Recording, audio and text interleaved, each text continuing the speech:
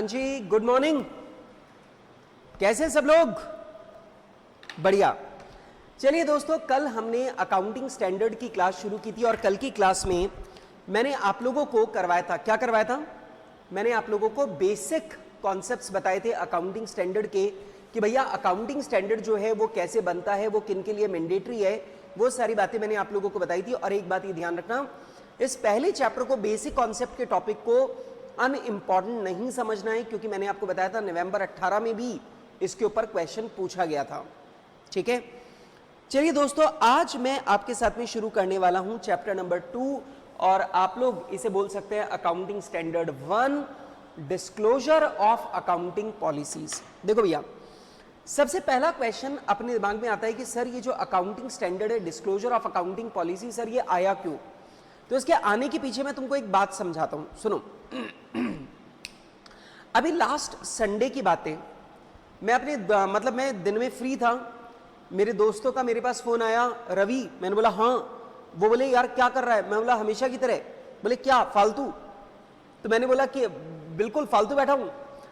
तो वो बोले कि अच्छा एक काम कर, हम लोग ताश खेल रहे, तू आ जा। मैं बोला ठीक है, अपन भी ताश खेलेंगे। मैं ताश खेलने पहुंच गया उनके पास। अब मैं ताश खेलने पहुंच गया और वहां पे मेरे हाथ में पत्ते आए। 3 पत्ती नहीं खेल रहे थे, पहले क्लैरिफाई करूं, ठीक है ना। कोई गेम खेल रहे थे और मेरे हाथ में पत्ते आए, और मैंने जैसे ही सबने चाल चलना शुरू किया, मैंने चला इक्का। मैंने बोला जी अपना हाथ है, लेकिन उन्होंने बोला नहीं नहीं नहीं यार क्या कर रहे हो, इस गेम में इक्का सबसे छोटा होता है। मैं बोला ओहो, अच्छा ये चक्कर है। मैं बोला ठीक है। उन्होंने बोला चलो कोई बात नहीं, चलो दूसरा गेम खेलते हैं। दूसरा गेम खेला। अब दूसरा गेम खेलने लगे तो मैंने उसमें डाला दुक्की। बोला कि ये क्या कर? मैं बोला ये मेरा हाथ हो गया, ठीक है, ये मेरा हैंड है। बोले नहीं नहीं नहीं नहीं, अब इस गेम में तो दुक्की सबसे छोटा है। और मैंने बोला यार ये क्या चक्कर है। फिर अगले गेम में मैंने चली दहली, ठीक है, उन्होंने बोला मैंने चला बादशाह, और उन्होंने, मैं बोला अब तो हैंड मेरा है। बोले नहीं, इसमें तो गुलाम सबसे ज्यादा बड़ा होता है, इसमें 3 पॉइंट गुलाम के होते हैं। मैंने बोला भाई ये तो बड़ा अजीब सा केस हो गया है। मैंने उनको बोला, मैंने ताश वाश सब रखी, मैंने बोला भैया एक काम करो, पहले मुझे नियम कायदे बता दो, तुम्हारे खेल के नियम क्या है, ठीक है, तुम्हारे खेल के जो नियम है ना, पहले वो मुझे बताओ, उसके बाद में अपन खेलना शुरू करेंगे, उससे पहले नहीं खेलेंगे अपन। समझ रहे हो बात? और फिर मैंने जब खेल के सारे नियम कायदे समझ लिए, उसके बाद मैंने खेला, तो ऑब्वियस बात है अब मैं ठीक से खेल पाऊंगा। सेम वही पॉइंट है accounting standard 1, disclosure of accounting policy के बारे में। अपन लोग जानते हैं कि अकाउंटिंग पॉलिसी, टेक्निकल बातों पे मैं बाद में आऊंगा, पहले मैं आपको एक ओवरव्यू समझा रहा हूं, इसका पॉइंट क्या है। तो दोस्तों पॉइंट ये है कि आपको मालूम है कि अकाउंटिंग पॉलिसीज के बहुत सारे ऑप्शंस अवेलेबल हैं। इसका मतलब मैं अकाउंटिंग पॉलिसी अगर मुझे डिसाइड करनी है तो मैं बहुत सारी तरह की अकाउंटिंग पॉलिसीज डिसाइड कर सकता हूं। अगर मुझे डेप्रिसिएशन के बारे में सोचना है तो मैं एसएलएम या डब्ल्यूडीवी कुछ भी ले सकता हूं। अगर मुझे इन्वेंट्री का वैल्यूएशन करना है तो मैं इन्वेंट्री के वैल्यूएशन के लिए मैं फीफो या वेटेड एवरेज कुछ भी काम में ले सकता हूं, ठीक है। इसी तरीके से रिटायरमेंट प्लान्स हैं, उनकी अकाउंटिंग के लिए अलग अलग मेथड्स अवेलेबल है, मैं उन्हें काम में ले सकता हूं। तो ऐसा हर जगह पे अकाउंटिंग के लिए बहुत सारी पॉलिसीज अवेलेबल हैं, जिनमें से मैं किसी भी पॉलिसी को अपने ऑर्गेनाइजेशन में अप्लाई कर सकता हूं। अब आप मुझे बताओ कि अगर कोई भी व्यक्ति मेरे फाइनेंशियल स्टेटमेंट पढ़ रहा है, तो फाइनेंशियल स्टेटमेंट पढ़ने से पहले उसको यह तो पता होना ही चाहिए कि मैं क्या अकाउंटिंग पॉलिसी फॉलो कर रहा हूं, क्योंकि अगर उसको मेरी अकाउंटिंग पॉलिसी के बारे में जानकारी होगी तभी वो मेरे ट्रेडिंग P&L बैलेंस शीट को सही से समझ पाएगा, तभी वो मेरे ट्रेडिंग P&L बैलेंस शीट में जो रिजल्ट आ रहे उस रिजल्ट को ठीक से एनालाइज कर पाएगा, तभी वो मेरे फाइनेंशियल स्टेटमेंट को दूसरी एंटिटी के फाइनेंशियल स्टेटमेंट से कंपेयर कर पाएगा। अब ऑब्वियस सी बात है, अगर मान लीजिए मेरा फाइनेंशियल स्टेटमेंट दूसरी किसी एंटिटी के फाइनेंशियल स्टेटमेंट से कंपेयर किया जा रहा है और मेरा प्रॉफिट ज्यादा आ रहा है, लेकिन बाद में उसने देखा कि मेरा प्रॉफिट ज्यादा इसलिए आ रहा है क्योंकि मैं डब्ल्यूडीवी की जगह एसएलएम लगा रहा हूं, इसलिए मेरा प्रॉफिट ज्यादा आ रहा है, तो ऑब्वियस सी बात है वो समझ जाएगा कि दूसरी वाली एंटिटी खराब नहीं है, प्रॉफिट में जो डिफरेंस आ रहा है ये मेथड ऑफ डेप्रिसिएशन के कारण आ रहा है। तो आप मुझे बताइए, अगर मैं और वो दूसरी वाली एंटिटी दोनों अगर अपनी अकाउंटिंग पॉलिसी के बारे में नहीं बताए, तो जो यूजर है क्या वो गलत इंटरप्रिटेशन लेगा? क्या यूजर गलत कंपैरिजन करेगा? बिल्कुल। और उसी लिए ये अकाउंटिंग स्टैंडर्ड बनाया गया AS1 और ये है डिस्क्लोजर ऑफ अकाउंटिंग पॉलिसी। ये सिंपल सी बात बोलेगा कि भैया जो भी आपकी अकाउंटिंग पॉलिसी है उन्हें आपको फाइनेंशियल स्टेटमेंट के साथ में अटैच करना जरूरी है, ताकि कोई भी व्यक्ति फाइनेंशियल स्टेटमेंट बाद में पढ़े, पहले वो आपकी सारी की सारी अकाउंटिंग पॉलिसी को पढ़े, अकाउंटिंग पॉलिसी आप क्या क्या लगा रहे हो उनको समझे, उसके बाद में वो आपके फाइनेंशियल स्टेटमेंट पढ़े। That's the overall concept. Clear है बात? और तुम समझ सकते हो कि सीए इंस्टीट्यूट ने जब अकाउंटिंग स्टैंडर्ड बनाना शुरू किया तो सबसे पहला अकाउंटिंग स्टैंडर्ड ये बनाया। इसका मतलब उनकी नजर में सबसे ज्यादा जरूरत, सबसे मेन जरूरत, सबसे मुख्य जरूरत इसी अकाउंटिंग स्टैंडर्ड की थी। हाँ कि ना? बेटा आप मुझे बताइए, अगर आपके पास 10 काम है, आप सबसे पहले जो काम कर रहे हो क्या वो सबसे इंपॉर्टेंट वाला होगा? तो इसका मतलब ये अकाउंटिंग स्टैंडर्ड सबसे इंपॉर्टेंट रहा होगा, तभी सीए इंस्टीट्यूट ने सबसे पहले इसे इशू किया है। तो आपको समझ में आ गई बात? बेसिक क्या है? बेसिकली बात यह है कि अकाउंटिंग स्टैंडर्ड बेसिकली डिस्कस करेगा इस बात को कि जो भी आपकी अकाउंटिंग पॉलिसीज आप फॉलो कर रहे हो उनको फाइनेंशियल स्टेटमेंट के साथ में डिस्क्लोज करो, ताकि पढ़ने वाले को आपके फाइनेंशियल स्टेटमेंट की बेहतर समझ आए और वो आपके फाइनेंशियल स्टेटमेंट को दूसरी एंटिटी के फाइनेंशियल स्टेटमेंट से मीनिंगफुल तरीके से कंपेयर कर पाए। That's it. इतनी सी बातें जो यहां पे अपने को डिस्कस करनी है।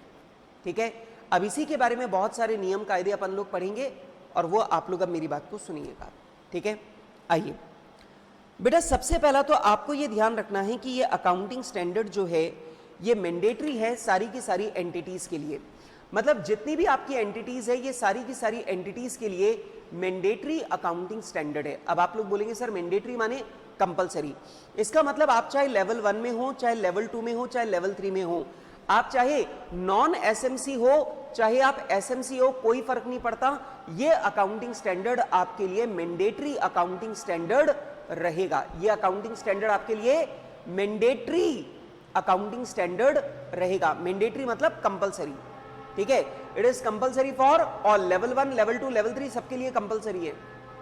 अच्छा, अब यहां पे बात करते हैं अकाउंटिंग पॉलिसीज के बारे में कि अकाउंटिंग पॉलिसीज जो हैं उनका नेचर क्या है, उसके बारे में बात को समझते हैं। सबसे पहले पॉइंट आता है अकाउंटिंग पॉलिसी होती क्या है, जरा इस बात को ध्यान से समझना। तो दोस्तों मैं आपको बताऊं कि अकाउंटिंग पॉलिसी जो है वो अकाउंटिंग के वो प्रिंसिपल्स हैं और वो मेथड्स हैं जो उन प्रिंसिपल्स को अप्लाई करने के काम में आती हैं। प्लीज मेरी बात को ध्यान से सुनना, इधर इधर इधर इधर ध्यान से सुनो। अकाउंटिंग पॉलिसी का मतलब होता है अकाउंटिंग के प्रिंसिपल्स और उन प्रिंसिपल्स को लगाने के मेथड्स, वो अकाउंटिंग पॉलिसी है। मेरी बात समझ में आ रही है? जैसे हर साल डेप्रिसिएशन लगाना है, ये प्रिंसिपल है, और इसे लगाने के मेथड है WDV और SLM।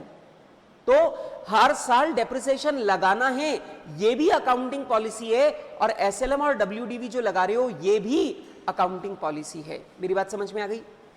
जैसे मुझे हर साल के अंत में इन्वेंट्री का वैल्यूएशन करना है, ये प्रिंसिपल है, और इस प्रिंसिपल को लगाने के मेथड क्या है? फीफो और वेटेड एवरेज। ठीक है, तो अकाउंटिंग पॉलिसी का मतलब होता है अकाउंटिंग के प्रिंसिपल और उन प्रिंसिपल को लगाने के मेथड्स जिनका इस्तेमाल किया जा रहा है फाइनेंशियल स्टेटमेंट के प्रिपरेशन में और प्रेजेंटेशन में। अरे समझा क्या?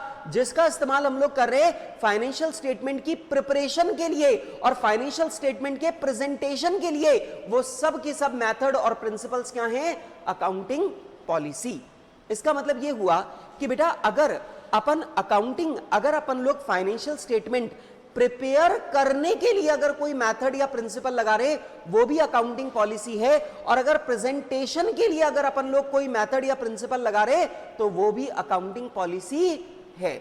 मेरी बात समझ में आ रही है? इसका मतलब ये हुआ, एक बात मुझे बताओ, आप लोग सब लोग ने अपनी सीपीटी में पढ़ा है चेंज इन अकाउंटिंग पॉलिसी, पढ़ा है कि नहीं पढ़ा? Change in accounting policy, CPT या फाउंडेशन जो भी एग्जाम आपने दिया उसमें आपने पढ़ा था चेंज इन अकाउंटिंग पॉलिसी। एक बात मुझे बताओ कि अगर मैं फाइनेंशियल स्टेटमेंट के प्रेजेंटेशन को चेंज करता हूं तो क्या वो भी चेंज इन अकाउंटिंग पॉलिसी माना जाएगा? बिल्कुल माना जाएगा। क्यों? क्योंकि अभी मैंने डेफिनेशन क्या बताई? मैंने बताया अकाउंटिंग पॉलिसी का मतलब होता है अकाउंटिंग के वो प्रिंसिपल या उन प्रिंसिपल्स को लगाने के मेथड्स जिनका इस्तेमाल हम लोग फाइनेंशियल स्टेटमेंट की प्रिपरेशन और प्रेजेंटेशन के लिए करते हैं उसे हम लोग अकाउंटिंग पॉलिसी बोलते हैं।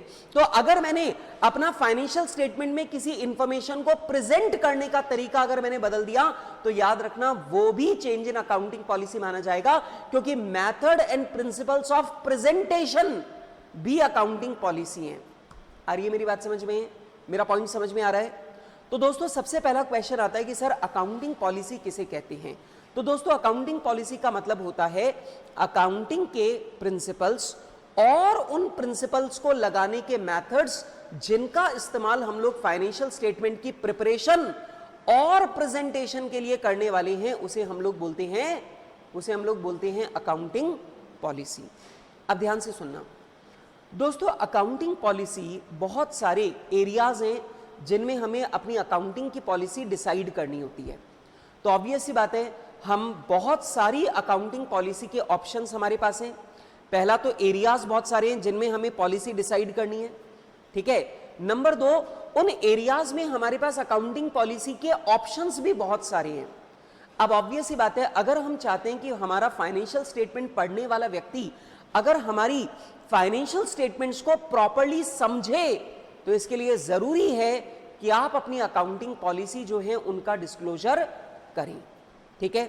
लेकिन एक और बात जो हमारे अकाउंटिंग स्टैंडर्ड ने साफ साफ बोली कि देखो भाई, अकाउंटिंग पॉलिसी का एक सेट बनाना पॉसिबल नहीं है, ठीक है, क्योंकि अलग अलग एंटिटी के लिए अलग अलग तरह की अकाउंटिंग पॉलिसी सुटेबल होती हैं।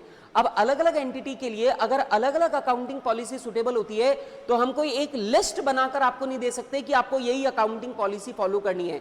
हमने आपको अकाउंटिंग स्टैंडर्ड इशू करके अकाउंटिंग के तरीकों को हमने कम कर दिया है। अकाउंटिंग के जहां बहुत सारे तरीके पॉसिबल थे उनको हमने रिड्यूस करके लिमिटेड ऑप्शन आपको दिए हैं, लेकिन उन लिमिटेड ऑप्शंस में से आप कुछ भी ले सकते हो। इसलिए single set of accounting policy कि आपको यही फॉलो करनी है, ये पॉसिबल नहीं है। एरियाज बहुत सारे हैं, उनमें अकाउंटिंग पॉलिसीज के अलाउड ऑप्शंस जो अकाउंटिंग स्टैंडर्ड में अलाउड ऑप्शंस है वो भी बहुत सारे हैं। तो ऑब्वियस सी बात है, आपको अपने लिए सुटेबल अकाउंटिंग पॉलिसी चुननी होगी। क्लियर है बात? पक्की बात है? क्या लिखा है जी साहब? पैराग्राफ 11 जो है अकाउंटिंग स्टैंडर्ड 1 का, वो क्या कहता है? The accounting policy refers to the specific accounting principles and the methods of applying those principles। बेटा लैंग्वेज समझ में आ रही है? बेटा ये बताओ, अकाउंटिंग पॉलिसी का मतलब है अकाउंटिंग के principles and the methods of applying those principles, और बेटा उन प्रिंसिपल्स को अप्लाई करने के मेथड्स, इन्हें अपन लोग क्या बोलते हैं? Accounting policy. आगे कह रहा है adopted by the enterprise in the preparation and presentation of financial statement. और बेटा ये कौन से प्रिंसिपल और मेथड्स हैं जिनका इस्तेमाल हम लोग फाइनेंशियल स्टेटमेंट की प्रिपरेशन और प्रेजेंटेशन के लिए कर रहे हैं? Then that is accounting policy. Clear है बात? That is accounting policy.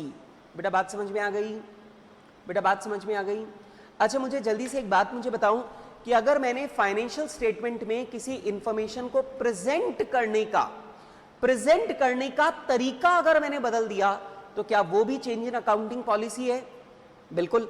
मान लीजिए मैं पहले प्रोविजन फॉर डेप्रिसिएशन को एसेट में से लेस करके लिखता था, अब मैं प्रोविजन फॉर डेप्रिसिएशन को लायबिलिटी साइड में लिखना शुरू कर दूं, तो क्या मैंने फाइनेंशियल स्टेटमेंट में एक महत्वपूर्ण जानकारी का प्रेजेंटेशन बदला है? तो ध्यान रखना, ये भी चेंज इन अकाउंटिंग पॉलिसी माना जाएगा, क्योंकि यहां पे principles and methods for preparation and presentation, तो प्रिपरेशन और प्रेजेंटेशन दोनों के मेथड्स एंड प्रिंसिपल जो हैं वो अकाउंटिंग पॉलिसी माने जाते हैं। तो ये भी चेंज इन अकाउंटिंग पॉलिसी माना जाएगा, प्लीज नोट करना। अच्छा, दूसरी बात, there is no single list of accounting policy which are applicable to all the circumstances. मैंने अभी क्या बोला कि भाई साहब हमने अकाउंटिंग स्टैंडर्ड इशू करके आपकी अकाउंटिंग पॉलिसी के ऑप्शन कम कर दिए, लेकिन फिर भी हमने आपको हर एरिया में बहुत सारे ऑप्शन अलाउ किए हैं कि आप अपने बिजनेस के हिसाब से जो आपको बेस्ट पॉलिसी लगती है आप उसे चुन सकते हैं। तो हमारे सीए इंस्टीट्यूट ने अकाउंटिंग स्टैंडर्ड इशू करके कोई सिंगल लिस्ट जारी नहीं की कि अकाउंटिंग पॉलिसी के बस आपको यही पॉलिसी फॉलो करनी है, नहीं। अकाउंटिंग पॉलिसी के बहुत सारे ऑप्शन उपलब्ध है, बहुत सारे एरिया हैं और हर एरिया के अंदर अकाउंटिंग पॉलिसी के बहुत सारे ऑप्शन हैं। The differing circumstances in which enterprise operate in a situation of diverse and complex economic activity make alternative accounting principles and methods of applying those principles acceptable। मैंने क्या बोला, business की conditions और business की situations इतनी complex है कि वहां पर हर एंटिटी को अपने सिचुएशन के अकॉर्डिंग अलग अकाउंटिंग पॉलिसी को चुनना होगा ताकि उसकी सही फाइनेंशियल पोजीशन आप लोगों के सामने आए। The choice of appropriate accounting principle and method of applying those principle in a specific circumstances of each enterprise calls for considerable judgment by the management of the enterprise। और सवाल कहता है कि किसी भी कंसर्न के किसी भी एंटिटी के अकाउंटिंग पॉलिसी को चुनने के लिए उसके मैनेजमेंट को काफी जजमेंट का इस्तेमाल करना पड़ता है। मतलब जितने सारे अकाउंटिंग पॉलिसी के ऑप्शन उपलब्ध हैं उनमें आपको दिमाग लगाना पड़ेगा कि कौन सा ऑप्शन आपके लिए बेस्ट रहेगा और उसी के अकॉर्डिंग आपको अकाउंटिंग पॉलिसी चुननी है। फिर मैंने बेटा यहां पे एक लिस्ट दी है, areas in which differing accounting policies are encountered. मतलब आपको अकाउंटिंग पॉलिसी का चुनाव किन किन एरिया में करना पड़ेगा, इसकी मैंने एक इलस्ट्रेटिव लिस्ट दी है। जैसे बेटा आपको अपनी एंटिटी के लिए मेथड ऑफ डेप्रिसिएशन चुनना पड़ेगा, हाँ कि ना। आपको अपनी एंटिटी के लिए यह चुनाव करना पड़ेगा कि कंस्ट्रक्शन के दौरान जो खर्चा हो रहा है इसका क्या करना है, कैपिटलाइज करना है या राइट ऑफ करना है। ठीक है। Conversion and translation of foreign currency items, बेटा जो आपके फॉरेन करेंसी आइटम्स हैं उनको ट्रांसलेट करने के लिए आपको क्या क्या अकाउंटिंग पॉलिसी फॉलो करनी है, ठीक है, आपको उनका चुनाव करना होगा। वैल्यूएशन ऑफ इन्वेंट्री, इन्वेंट्री के वैल्यूएशन के लिए आपको डिसाइड करना पड़ेगा cost and NRV which ever is less लगाना है कि नहीं लगाना, जो हमारा वेटेड एवरेज लगाना है कि फीफो लगाना है, डिसाइड करना पड़ेगा। ट्रीटमेंट ऑफ गुडविल, आपको गुडविल के ट्रीटमेंट के लिए अकाउंटिंग पॉलिसी बनानी होगी। आपको इन्वेस्टमेंट के वैल्यूएशन के लिए अकाउंटिंग पॉलिसी बनानी होगी। आपको रिटायरमेंट बेनिफिट मतलब प्रोविडेंट फंड, ग्रेच्युटी फंड जो एम्प्लॉइज का है उसके लिए अकाउंटिंग पॉलिसी बनानी पड़ेगी। आपको बेटा लॉन्ग टर्म कॉन्ट्रैक्ट का प्रॉफिट, मतलब अगर एक कंस्ट्रक्शन का कॉन्ट्रैक्ट 5 साल तक चलने वाला है तो लंबे समय तक चलने वाले कॉन्ट्रैक्ट के लिए प्रॉफिट को कैसे रिकॉग्नाइज करेंगे, इसके लिए पॉलिसी बनानी पड़ेगी। फिक्स्ड एसेट का वैल्यूएशन कैसे करना है, इनके लिए अकाउंटिंग पॉलिसी बनानी पड़ेगी। कॉन्टिंजेंट लायबिलिटी का ट्रीटमेंट कैसे करना है, इसके लिए भी आपको अकाउंटिंग पॉलिसी बनानी पड़ेगी। तो दोस्तों मैंने जो आपको बताया था, मैंने आपको बताया था बहुत सारे एरियाज हैं जिनमें अपने को अकाउंटिंग पॉलिसी बनानी पड़ती है और सीए इंस्टीट्यूट ने हर एरिया के लिए हमें ऑप्शंस दिए हैं कि आप ये 3 ऑप्शन में से जो आपके ऑर्गेनाइजेशन को पॉलिसी बेस्ट सूट करती है वो पॉलिसी आप फॉलो कर सकते हो। ठीक, तो ऑब्वियस सी बात है बेटा, अकाउंटिंग पॉलिसी के ऑप्शन बहुत सारे हो गए और अकाउंटिंग पॉलिसी के बहुत सारे ऑप्शन हो गए तो भैया आपको ये अकाउंटिंग पॉलिसी फाइनेंशियल स्टेटमेंट के साथ में डिस्क्लोज करनी पड़ेगी। अदरवाइज फाइनेंशियल स्टेटमेंट पढ़ने वाला व्यक्ति आपके फाइनेंशियल स्टेटमेंट को ना तो ढंग से समझ पाएगा ना दूसरी एंटिटी के फाइनेंशियल स्टेटमेंट के साथ में कंपेयर कर पाएगा। क्लियर है बात? अच्छा, अब आता है यहां से शुरू होती है मेन बात, डिस्क्लोजर ऑफ अकाउंटिंग पॉलिसीज। अब जो बात मैं समझाऊं बिल्कुल केयरफुली आपको मेरी बात सुननी है। अब डिस्क्लोजर ऑफ अकाउंटिंग पॉलिसी के लिए मैंने अब यहां पे कुछ सारी बातें जो हैं वो मैंने आपको यहां पे लिखी हैं और मैं अब इन बातों को आपको समझा देता हूं। आप लोग तैयार हैं? यहां से अपना मेन अकाउंटिंग स्टैंडर्ड शुरू होता है और आप लोग प्लीज मेरी बात को बिल्कुल गौर से सुनेंगे। सबसे पहली बात, हमारे अकाउंटिंग स्टैंडर्ड 1 ने कहा कि आपको अपनी सारी की सारी जो सिग्निफिकेंट अकाउंटिंग पॉलिसी हैं वो सारी की सारी सिग्निफिकेंट अकाउंटिंग पॉलिसी आपको डिस्क्लोज करनी है। कहां पे? अपने फाइनेंशियल स्टेटमेंट में। पहली बात समझ में आ रही है? अब यहां पे क्या हुआ कि एक व्यक्ति थे, एक अकाउंटेंट था, उसको हमने बोला कि देखो भैया तुम्हारी जितनी भी सिग्निफिकेंट अकाउंटिंग पॉलिसी हैं उन सबको तुम्हें फाइनेंशियल स्टेटमेंट के साथ में डिस्क्लोज करना है। तो उसने क्या किया, वो जो अकाउंटेंट है वो 100 पन्नों की किताब लेके आ गया कि सब ये हमारी अकाउंटिंग पॉलिसी है। मैंने बोला 100 पन्नों की किताब? बोले हाँ सर, ये हमारी सारी अकाउंटिंग पॉलिसी मैंने लिख दी और ये सारी की सारी अकाउंटिंग पॉलिसी लिखी हुई है सर, इसे हमारे फाइनेंशियल स्टेटमेंट के साथ में अटैच कर दो, क्योंकि यूजर ऑफ फाइनेंशियल स्टेटमेंट को किसी भी तरह का कंफ्यूजन नहीं होना चाहिए। तो उसने बोला सर इसे अटैच कर दो। मैंने बोला यार 100 पन्नों की अकाउंटिंग पॉलिसी तो मैंने कभी नहीं देखी। मैंने खोला तो पहले पन्ने पे मैंने देखा अकाउंटिंग पॉलिसीज में क्या लिखा हुआ है। पहला लिखा हुआ है सारे खर्चे डेबिट किए गए हैं, सारी इनकम क्रेडिट की गई है। Number 2, debit what comes in, credit what goes out. Number 3, entity concept follow किया है, ठीक है। नंबर 4, गोइंग कंसर्न फॉलो किया है। अब मैंने बोला कि भाई साहब ये जो आपने बातें लिखी हैं, ये बातें जो हैं ये सिग्निफिकेंट अकाउंटिंग पॉलिसी नहीं है। आपको अपनी सारी की सारी अकाउंटिंग पॉलिसीज का डिस्क्लोजर देने की जरूरत नहीं है, आपको सिग्निफिकेंट अकाउंटिंग पॉलिसीज का डिस्क्लोजर करना ही AS 1 में मांगा गया है। ध्यान से पढ़ो, अकाउंटिंग स्टैंडर्ड 1 में क्या बोला गया, आपको अपनी सिग्निफिकेंट अकाउंटिंग पॉलिसीज का डिस्क्लोजर करना है। कहीं पर भी ऑल अकाउंटिंग पॉलिसी लिखा हुआ नहीं है। मेरी बात आ रही है समझ में?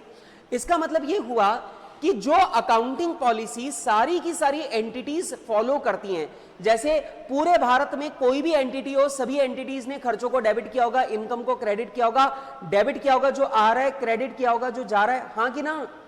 तो ऑब्वियस सी बात है, जिन चीजों पर जो अकाउंटिंग पॉलिसी पूरी दुनिया में एक ही तरीके से फॉलो होती है, आपको उनके बारे में डिस्क्लोजर देने की जरूरत नहीं है। लेकिन जहां आपकी एंटिटी और दूसरी एंटिटी अलग अलग अकाउंटिंग पॉलिसी फॉलो कर सकती हैं, वो सिग्निफिकेंट अकाउंटिंग पॉलिसी है और वो डिफरिंग अकाउंटिंग पॉलिसी आप लोगों को अपने फाइनेंशियल स्टेटमेंट में डिस्क्लोज करनी है। तो ध्यान रखना, अकाउंटिंग स्टैंडर्ड 1 कभी नहीं कहता all accounting policy. Accounting standard 1 कहता है आपको सिग्निफिकेंट अकाउंटिंग पॉलिसीज का डिस्क्लोजर करना है। और दोस्तों, सिग्निफिकेंट अकाउंटिंग पॉलिसी का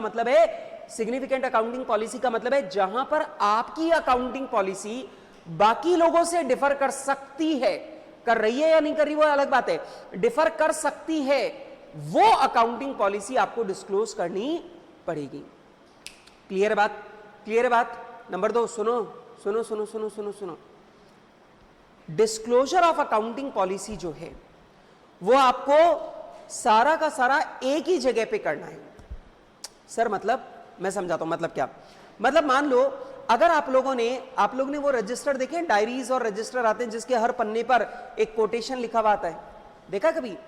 रजिस्टर होता है जिसके लास्ट मतलब वो पेज के बिल्कुल नीचे की तरफ महात्मा गांधी का कोई सेंटेंस, वल्लभ भाई पटेल का कोई सेंटेंस, जवाहरलाल नेहरू का कोई वो स्टेटमेंट, अपने राहुल गांधी का कोई स्टेटमेंट कि आलू डालो सोना निकलेगा, आलू डालो सोना निकलेगा, ऐसे जो स्टेटमेंट है वो लिखे हुए रहते हैं। तो मैंने सोचा क्यों ना एक काम करूं कि मैं अकाउंटिंग पॉलिसी का डिस्क्लोजर भी ऐसे कर दूं। फाइनेंशियल स्टेटमेंट के हर पेज के नीचे फुट नोट में मैंने एक एक अकाउंटिंग पॉलिसी जो है वो लिख दी। बड़े बड़े महान व्यक्तियों के जो सेंटेंस है, स्टेटमेंट है, उनकी तरह मैंने हर पेज के नीचे की साइड में एक एक अकाउंटिंग पॉलिसी लिख दी। चलेगा क्या? चलेगा क्या? नहीं चलेगा, नहीं चलेगा। आपको अकाउंटिंग स्टैंडर्ड 1 कहता है कि आपको सारी सिग्निफिकेंट अकाउंटिंग पॉलिसी का डिस्क्लोजर एक ही जगह पे करना है। अब सुनो, ऑप्शन भी दिए गए, या तो आप इसे नोट्स टू अकाउंट्स में डिस्क्लोज कर दो। जो नोट्स टू अकाउंट्स है, नोट्स टू अकाउंट्स में अपन नोट नंबर 1 2 3 4 5 6 बनाते हैं, तो ऐसे एक नोट बना दो अकाउंटिंग पॉलिसी का और उसमें सारी की सारी अकाउंटिंग पॉलिसी को डिस्क्लोज कर दो। चलेगा? या फिर आप यह भी कर सकते हो कि आप एक अलग स्टेटमेंट बना दो, आप एक अलग एनेक्शर बना दो और फाइनेंशियल स्टेटमेंट का एक और एनेक्शर बना दो और वो जो एनेक्शर है उसमें आप अपनी अकाउंटिंग पॉलिसी को डिस्क्लोज कर दो। मेरी बात आ रही है समझ में? तो अकाउंटिंग पॉलिसी का डिस्क्लोजर एक जगह पे करना है, ठीक है? और वो जगह नोट्स टू अकाउंट्स भी हो सकती है और वो जगह एक सेपरेट एनेक्शर भी, सेपरेट एनेक्शर या सेपरेट स्टेटमेंट भी हो सकता है। क्लियर है बात? पक्की बात? तीसरी बात, अकाउंटिंग पॉलिसी का जो आपने डिस्क्लोजर किया है, यह डिस्क्लोजर फाइनेंशियल स्टेटमेंट के साथ में अटैच करना कंपलसरी है, ठीक है? मतलब यह फाइनेंशियल स्टेटमेंट का पार्ट फॉर्म करेगा। इसका मतलब अगर अकाउंटिंग पॉलिसी का डिस्क्लोजर आपने फाइनेंशियल स्टेटमेंट के साथ में अटैच नहीं किया तो आपके फाइनेंशियल स्टेटमेंट अधूरे माने जाएंगे। इसका मतलब आपको फाइनेंशियल, आपने अकाउंटिंग पॉलिसी का डिस्क्लोजर तो कर दिया लेकिन आपने फाइनेंशियल स्टेटमेंट के साथ में अटैच नहीं किया, आपने अकाउंटिंग पॉलिसी का डिस्क्लोजर अपनी दराज में रख लिया।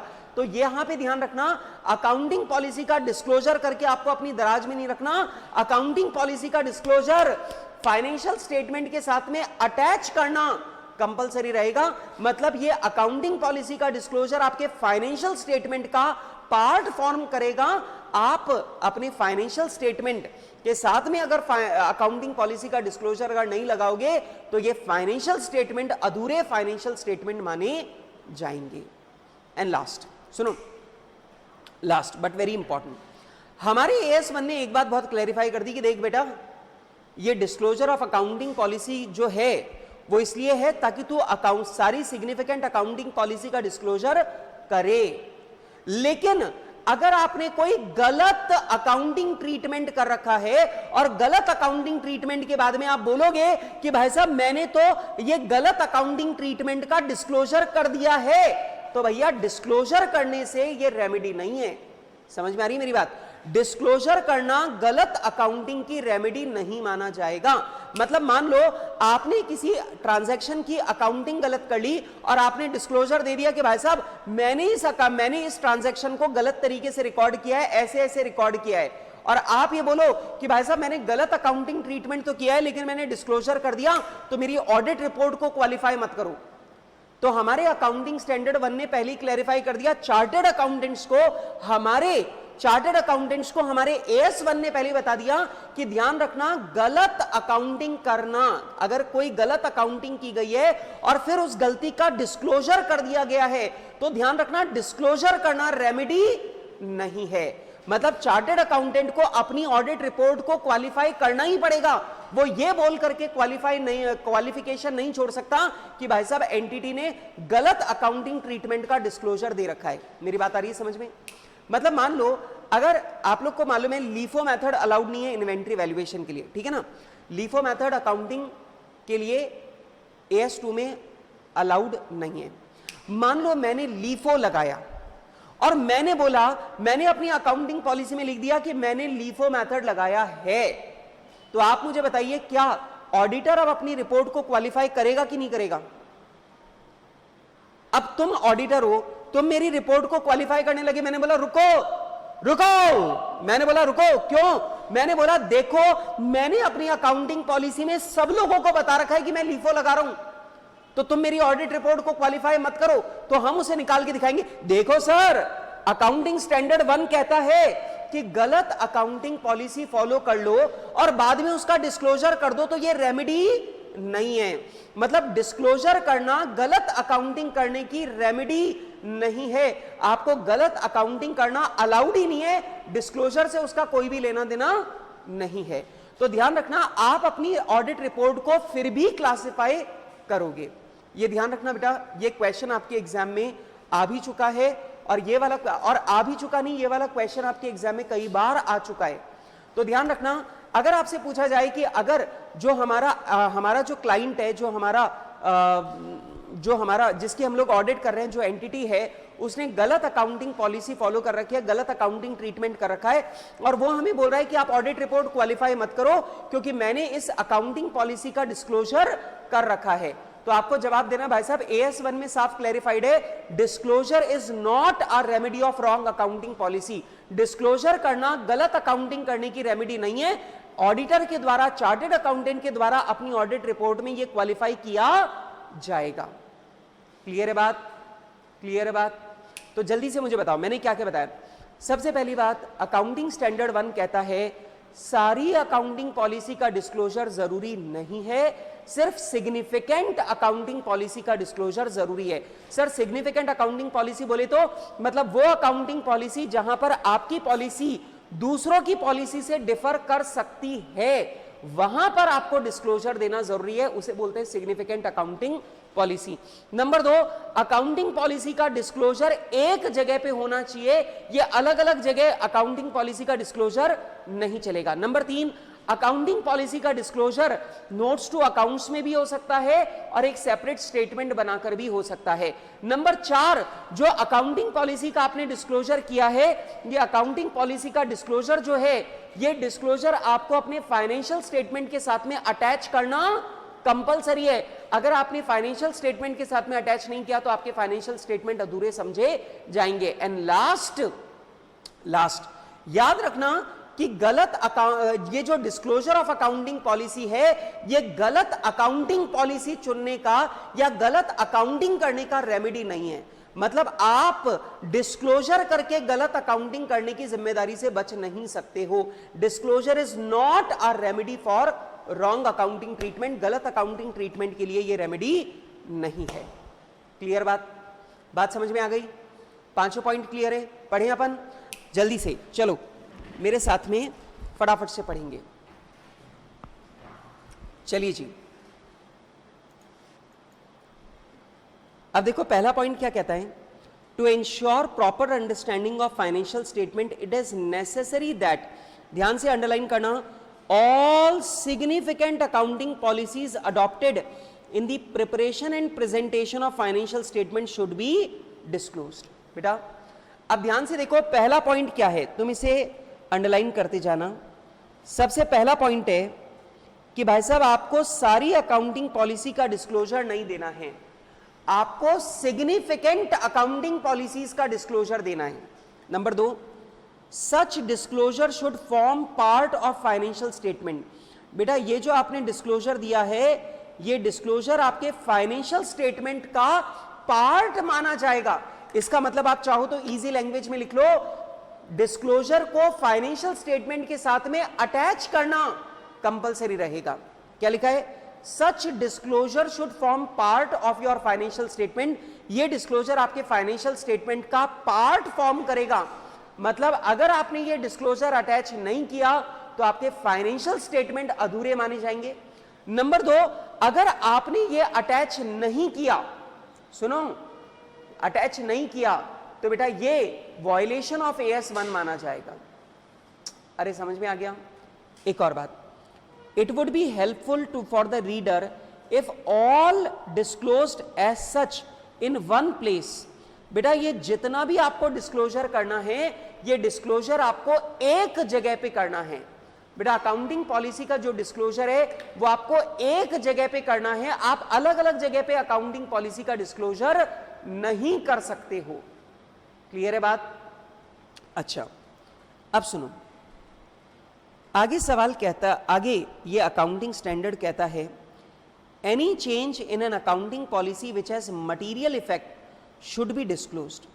बेटा अगर आपने अकाउंटिंग पॉलिसी में कोई भी बदलाव किया है तो वो बदलाव आपको इमीडिएटली डिस्क्लोज करना पड़ेगा, क्योंकि ऑब्वियस बात है अगर आपने अकाउंटिंग पॉलिसी को चेंज किया तो आपका पिछले साल का डेटा और करंट ईयर का डेटा अनकंपैरेबल बन जाएंगे, और अगर वो अनकंपैरेबल है तो ऑब्वियस बात है यूजर को आपको उसके बारे में बताना पड़ेगा। The amount by which any item in the financial statement is affected by such change should be disclosed to the extent ascertainable। अगर आपने अकाउंटिंग पॉलिसी को चेंज किया है तो अकाउंटिंग पॉलिसी को चेंज करने से उस पर कितने अमाउंट का इफेक्ट पड़ा है वो भी आपको बताना है। लेकिन बेटा ये वाला जो पॉइंट है ना, ये वाला पॉइंट अभी मैं लास्ट में डिस्कस करूंगा, अभी मैं डिस्कस नहीं करा। चेंज इन अकाउंटिंग पॉलिसी को मैं अलग से डिस्कस करूंगा, इसे छोड़ दो। इसके बाद में लास्ट पॉइंट जो मैंने आपको बताया था, डिस्क्लोजर ऑफ अकाउंटिंग पॉलिसी और of changes therein cannot remedy a wrong or inappropriate treatment of any item in the accounts। Para 23। तो बेटा जो हमारा पैरा 23 है वो ये कहता है कि अगर आपने कोई अकाउंटिंग ट्रीटमेंट गलत किया है और गलत अकाउंटिंग ट्रीटमेंट का डिस्क्लोजर कर देने से आपकी जिम्मेदारी खत्म नहीं होती है। मतलब disclosure is not a remedy for wrong accounting treatment. आपको गलत अकाउंटिंग ट्रीटमेंट करना अलाउड ही नहीं है, चाहे आप डिस्क्लोज करो चाहे मत करो। क्लियर है बात? तो जल्दी से मुझे बताओ, इधर इधर इधर देखो, इधर इधर मेरी तरफ देखो, और मेरी तरफ देख के जल्दी से मुझे बताओ, सबसे पहला मैंने क्या बोला, सारी की सारी सिग्निफिकेंट, और वर्चुअल वाले बच्चों आप लोगों को भी मेरे साथ में रिवाइज करना है। सबसे पहली बात, सारी की सारी अकाउंटिंग पॉलिसी का डिस्क्लोजर करना जरूरी नहीं है, सिर्फ सिग्निफिकेंट अकाउंटिंग पॉलिसी का डिस्क्लोजर करना जरूरी है। और सिग्निफिकेंट अकाउंटिंग पॉलिसी का मतलब है जहां पर आपकी अकाउंटिंग पॉलिसी दूसरों की अकाउंटिंग पॉलिसी से डिफर कर सकती है, वो सिग्निफिकेंट अकाउंटिंग पॉलिसी होती है, उसे डिस्क्लोज करना जरूरी रहेगा। नंबर 2, ये पूरा का पूरा डिस्क्लोजर आपको एक ही जगह पे करना है, आप अलग अलग जगह पे बटा हुआ डिस्क्लोजर नहीं कर सकते हो। नंबर 3, ये जो डिस्क्लोजर आपने किया है ये फाइनेंशियल स्टेटमेंट का पार्ट फॉर्म करेगा, मतलब इसे फाइनेंशियल स्टेटमेंट के साथ में अटैच करना जरूरी रहेगा। और नंबर 4, ये ध्यान रखना, disclosure is not a remedy for wrong accounting treatment. अगर आपने कोई गलत अकाउंटिंग ट्रीटमेंट किया है और आपने उसका डिस्क्लोजर कर दिया तो कोई फायदा नहीं है। क्लियर बात? क्लियर? अच्छा, लेकिन अब एक मुद्दा आता है, अलग मुद्दा है, वो मैं आपको बताऊं कि भाई साहब, एक तो सवाल मेरे दिमाग में आता है कि भाई अकाउंटिंग पॉलिसी जो है, सुनिएगा, अकाउंटिंग पॉलिसी जो है उसे सिलेक्ट करना किसकी जिम्मेदारी है? एक। नंबर 2, अकाउंटिंग पॉलिसी चुनते समय आपको किन किन नियमों का पालन करना है?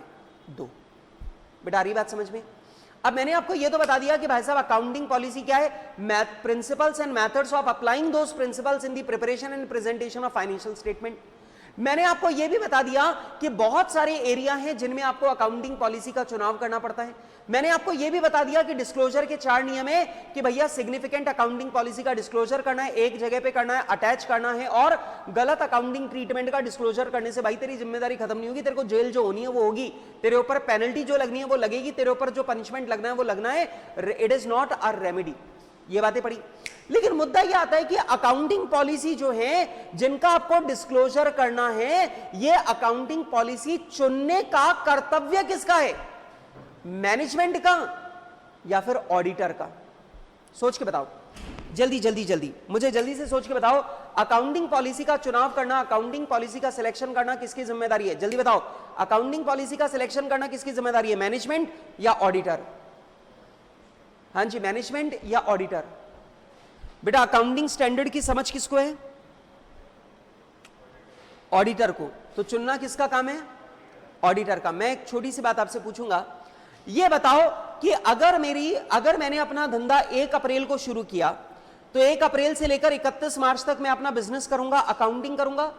31 मार्च के बाद मैं देखूंगा कि भाई साहब मेरा टर्नओवर जो है वो लिमिट को एक्सीड कर रहा है, और लिमिट को एक्सीड कर रहा है तो मेरे को ऑडिट करवानी पड़ेगी। मैंने चार्टर्ड अकाउंटेंट को बुलाया कि ए चार्टर्ड अकाउंटेंट इधर आ मेरे अकाउंट्स की ऑडिट कर। तो मैंने चार्टर्ड अकाउंटेंट को बुलाकर मैंने अपने अकाउंट्स की ऑडिट करवाई। ये काम कब होगा? अगले साल अप्रैल मई जून में। समझ रहे हो क्या? तो आप मुझे बताइए कि मेरा फाइनेंशियल ईयर शुरू हुआ अप्रैल में, खत्म हुआ मार्च में। जैसे मान लीजिए मेरा फाइनेंशियल ईयर स्टार्ट हुआ कब? 1 अप्रैल 2020 को। खत्म कब होगा? 31 मार्च 2021 को, 2021 को। हाँ कि ना? अब आप समझो, जो चार्टर्ड अकाउंटेंट मैं अपॉइंट करूंगा ऑडिट करवाने के लिए, वो अपॉइंट होगा जुलाई 2001 में या जून 2001 में या फिर मई 2001 में। बोलो हाँ कि ना? हाँ, तो वो अपॉइंट होगा मई जून जुलाई में। अरे समझा क्या? अब मेरा क्वेश्चन ये है कि भैया ऑडिटर तो आ रहा है साल खत्म होने के बाद, अकाउंटिंग हो रही है पूरे साल भर। तो भाई साहब क्या पूरे साल भर मेरी अकाउंटिंग, बिना अकाउंटिंग पॉलिसी की अकाउंटिंग करूं? हाँ, बिना अकाउंटिंग पॉलिसी की अकाउंटिंग करूं? नहीं। अब ध्यान से सुना, यह ध्यान रखना, अकाउंटिंग पॉलिसी का सिलेक्शन ऑडिटर की जिम्मेदारी नहीं है, अकाउंटिंग पॉलिसी का सिलेक्शन मैनेजमेंट की जिम्मेदारी है। लेकिन वो अकाउंटिंग पॉलिसी एप्रोप्रिएट है या नहीं है, यह चेक करना ऑडिटर की रिस्पॉन्सिबिलिटी है। आप मेरी बात समझ रहे हो? इसका मतलब यह हुआ कि अकाउंटिंग पॉलिसी का सिलेक्शन करना मैनेजमेंट की जिम्मेदारी है, ऑडिटर की जिम्मेदारी नहीं है। लेकिन वो अकाउंटिंग पॉलिसी आपकी एंटिटी के लिए, आपके फाइनेंशियल स्टेटमेंट के अकॉर्डिंग वो अकाउंटिंग पॉलिसी एप्रोप्रिएट है कि नहीं है, यह चेक करना किसकी जिम्मेदारी है? यह चेक करना ऑडिटर की जिम्मेदारी है। आ रही है बात समझ में? तो आप ये ध्यान रखना, अकाउंटिंग पॉलिसी का सिलेक्शन मैनेजमेंट की जिम्मेदारी है। अब सुनो, आपको बताऊं, अब पॉइंट यहां पर आता है, आप जरा समझें। अकाउंटिंग पॉलिसी का सिलेक्शन करने के नियम है। नियम क्या? 1 गांधी जी, 3 बंदर। कुल मिला के बेटा कितने बंदर हुए? 4। समझ रहे हो तुम बात? आप नाराज ना हो, और वर्चुअल वाले बच्चों जो आप लोग हैं, आप लोग भी नाराज ना हो, मैं गांधी जी का घोर विरोधी हूं, ठीक है? आप भी विरोधी हैं? हाँ जी, मैं जानता हूं बेटा, देश के 2 टुकड़े होने में गांधी जी का ही सबसे बड़ा रोल था, और 2 नहीं 3 टुकड़े होने में, और 3 नहीं बेटा 4 टुकड़े होने में, क्योंकि जम्मू कश्मीर जो है, ठीक है, वो भी अलग होने का ही प्रयास कर रहा है, और जम्मू कश्मीर जो है वो अलग ही मानता है अपने आप को, वो भारत का अंग नहीं मानता है। लेकिन जो भी है, बट आई एम मतलब मैं बहुत घोर विरोधी हूं इस चीज का, और मुझे लग रहा है कि कास्टिज्म लाने वाले वही थे जिन्होंने देश के 2 हिस्से बताए, जिन्होंने देश के 2 हिस्से किए धर्म के आधार पे, विच वॉज कंप्लीटली रॉन्ग। ठीक, खैर चलिए हम लोग आगे बढ़ते हैं, बात को जरा अपने अकाउंटिंग स्टैंडर्ड पे लेके आते हैं गांधी जी से। तो भैया जैसे गांधी जी एक थे और गांधी जी के बंदर जो हैं वो 3 थे, तो वैसे ही यहां पर अकाउंटिंग पॉलिसी के सिलेक्शन के लिए एक तो है मेन रूल, मेन रूल, और बेटा मेन रूल के साथ में 3 क्या है? सब रूल। अरे समझा क्या? क्या बोला मैंने? एक तो है मेन रूल और 3 क्या है? सब रूल। अच्छा सर बताओ जरा, समझाओ सर, ये मेन रूल क्या है और सब रूल क्या है?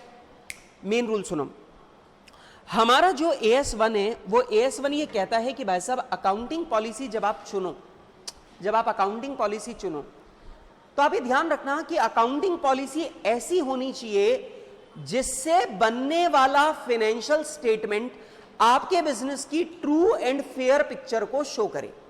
अरे समझा क्या? समझा क्या मैंने क्या बोला? मैंने बोला कि भाई साहब अकाउंटिंग पॉलिसी जो आप लोग ले रहे हो वो अकाउंटिंग पॉलिसी इस तरह की चुनो कि उससे बनने वाला फाइनेंशियल स्टेटमेंट आपके बिजनेस की ट्रू एंड फेयर पिक्चर का प्रेजेंटेशन करे। क्या बोला मैंने? ट्रू एंड फेयर पिक्चर का प्रेजेंटेशन करे। बच्चे बोलते हैं sir true and fair, sir समझ गए। मैंने बोला बेटा तुम तो पहले मेरे को यह बताओ ट्रू एंड फेयर का मतलब क्या होता है, जल्दी बताओ। True and fair, true and fair. Sir simple सी बात है सर, आप ऐसे सवाल ना पूछे। ट्रू एंड फेयर का मतलब सच्चा और गोरा, ट्रू एंड फेयर, हाँ कि ना? फेयर एंड लवली का ऐड आता ना, तो ट्रू एंड फेयर मतलब सर जो सच्चा और गोरा है ना उसे बोलते हैं ट्रू एंड फेयर। तो हमारे फाइनेंशियल स्टेटमेंट जो हैं वो सच और गोरे होने चाहिए, ऐसा नहीं ना? ये मतलब तो ठीक नहीं बैठा ना। ट्रू एंड फेयर का मतलब क्या होता है? आप लोग ने कभी महाभारत की कहानियां सुनी है? हाँ जी बताओ ना, कभी महाभारत की कहानियां सुनी है तुम लोगों ने? अरे महाभारत जानते हो तुम? अरे महाभारत जानते हो? भगवान श्री रामचंद्र की कहानी है ना? नहीं तो किन की कहानी थी? पांडवों और कौरवों की कहानी थी। अच्छा तुमने नाम सुना है कभी अश्वत्थामा का? अश्वत्थामा, अश्वत्थामा कौन था बेटा? तुम्हारे पड़ोस में रहता है। अरे शर्मा जी का बेटा? नहीं, नालायक। अश्वत्थामा नहीं पता आप लोग को? पता है। अच्छा द्रोणाचार्य पता है कौन थे? द्रोणाचार्य कौन थे? पांडवों और कौरवों के गुरुजी, गुरुजी, ठीक है? तो वो गुरुजी थे। अच्छा, और अश्वत्थामा जो था वो द्रोणाचार्य जी का बेटा था। अच्छा तुमको ये तो पता है, कहानी के बेसिक्स बता रहा हूं मैं तुमको, ये तो पता है युधिष्ठिर कभी झूठ नहीं बोलता था। युधिष्ठिर सत्यवादी था, उसने कभी झूठ नहीं बोला युधिष्ठिर ने, ठीक है? अब मैं आपको कहानी समझाता हूं। जब महाभारत का युद्ध चल रहा था, तो महाभारत का युद्ध चल रहा था तो जो गुरु द्रोणाचार्य जी थे, अब वो द्रोणाचार्य जी जो हैं वो एक के बाद एक तीर चलाए जा रहे थे और सारे पांडवों की सेना मरती जा रही थी। अब ऑब्वियस सी बात है, और उनका कोई सामना नहीं कर पा रहा था। अब द्रोणाचार्य जी का कोई सामना नहीं कर पा रहा था, क्योंकि तुम तो जानते हो गुरु तो गुरु होता है, हाँ कि ना? गुरु का सामना शिष्य नहीं कर सकते, गुरु गुरु होता है। तो गुरुदेव जो हैं द्रोणाचार्य जी वो तीर चलाए जा रहे थे और चलाते जा रहे थे और सारी की सारी पांडवों की सेना का नाश होता जा रहा था। अब भगवान श्री कृष्ण को लगा कि यार ये तो 2-4 दिन में सारा खेल खत्म कर देंगे। हाँ ये तो ऐसे तीर चला रहे हैं, मतलब एक AK-47 कर दी इन्होंने तो तीर कमान को, तो ये तो बहुत मार रहे हैं लोगों को। तो उन्होंने भगवान श्री कृष्ण ने एक उपाय निकाला, और उपाय निकाला उन्होंने क्या किया? उन्होंने एक अनाउंसमेंट करवा दिया कि अश्वत्थामा मारा गया है, युद्ध में अश्वत्थामा मारा गया, ठीक है?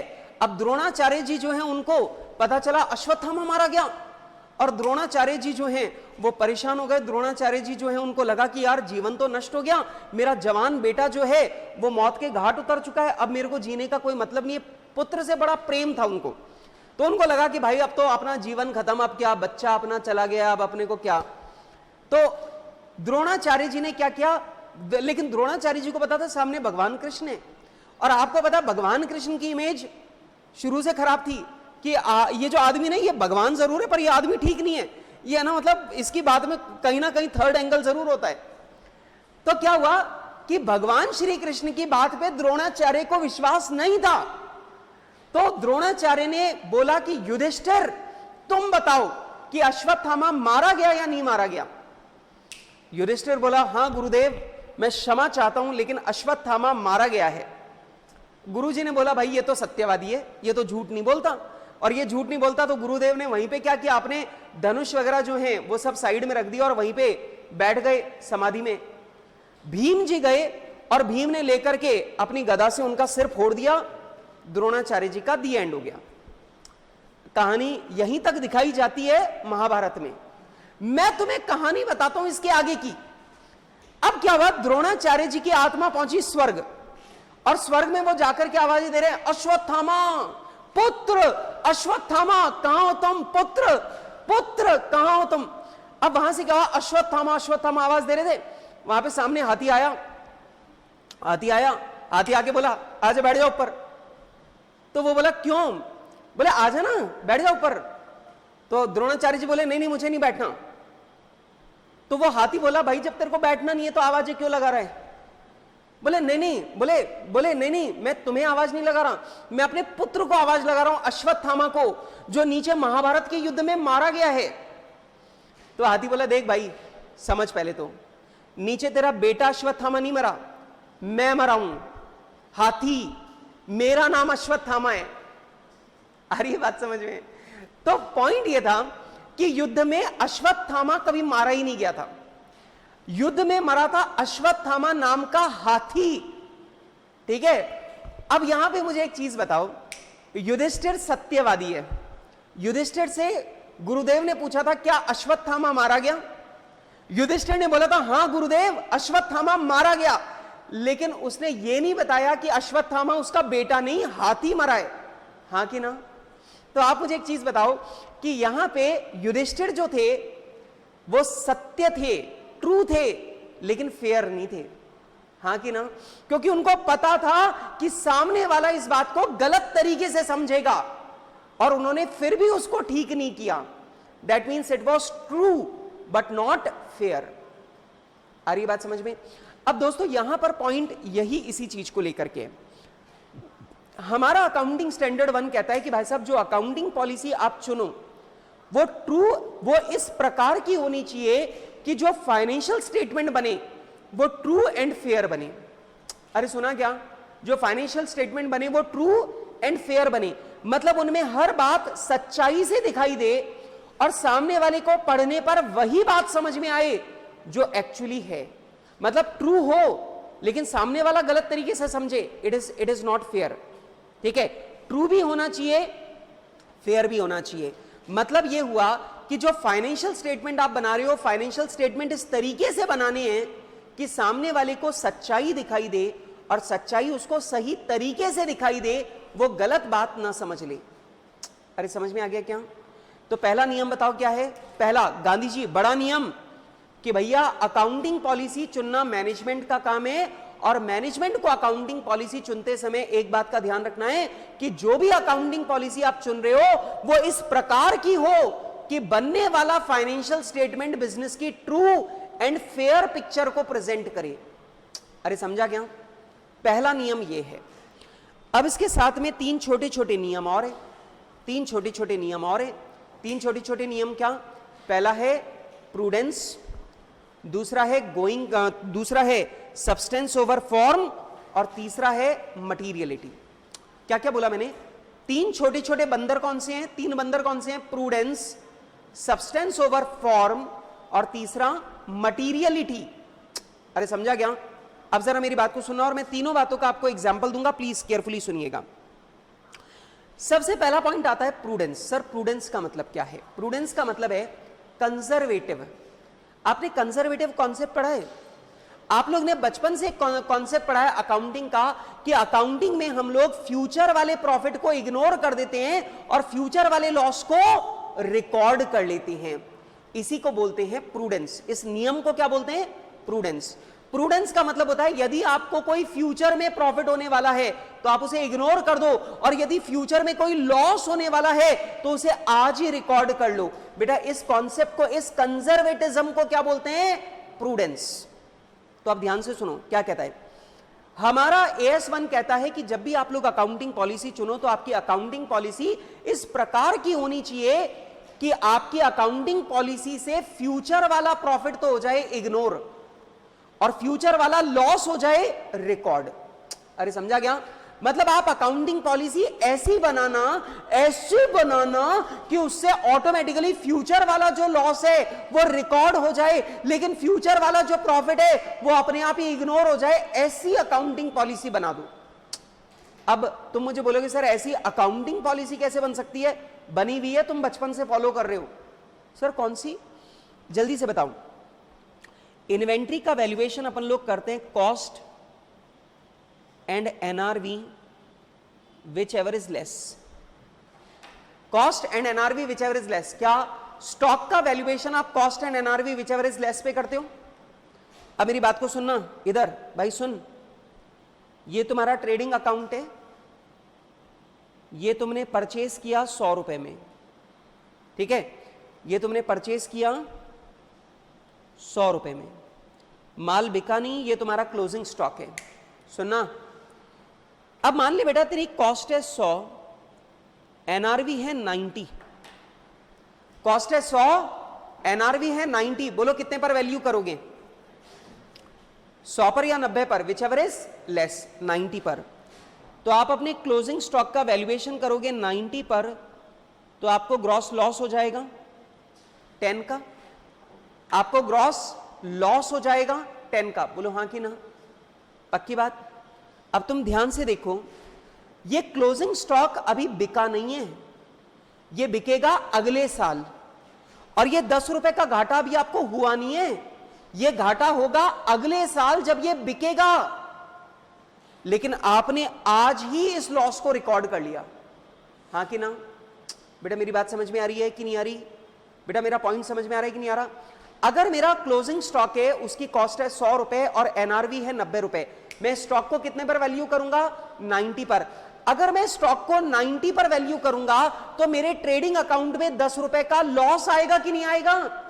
अब जरा दिमाग लगा के सोचो, ये मेरा क्लोजिंग स्टॉक है, मैंने अभी तक इसको बेचा नहीं है, मैं इसको बेचूंगा अगले साल, तो ये 10 रुपए का नुकसान मेरे को होगा अगले साल, लेकिन इस नुकसान को मैंने इसी साल के ट्रेडिंग अकाउंट में कवर कर लिया। तो आप मुझे बताइए, क्या ये cost and NRV which ever is less की जो पॉलिसी है, ये फ्यूचर में होने वाले नुकसान को करंट ईयर में ही पकड़ लेती है क्या? हाँ कि ना? माल कब बिकेगा? अगले साल। नुकसान कब होगा? अगले साल। पकड़ में कब आ रहा है? इस साल। तो क्या ये अकाउंटिंग पॉलिसी फ्यूचर वाले लॉस को अभी के अभी रिकॉर्ड कर रही है? अच्छा, अब एक बात मुझे बताओ, अगर मान लो NRV 190 है, कॉस्ट है 100, NRV है 190, आप कितने पर वैल्यू करोगे? Cost and NRV which ever is less, आप कितने पर वैल्यू करोगे? 100 पर। तो आपका प्रॉफिट लॉस कितना पकड़ में आएगा? 0।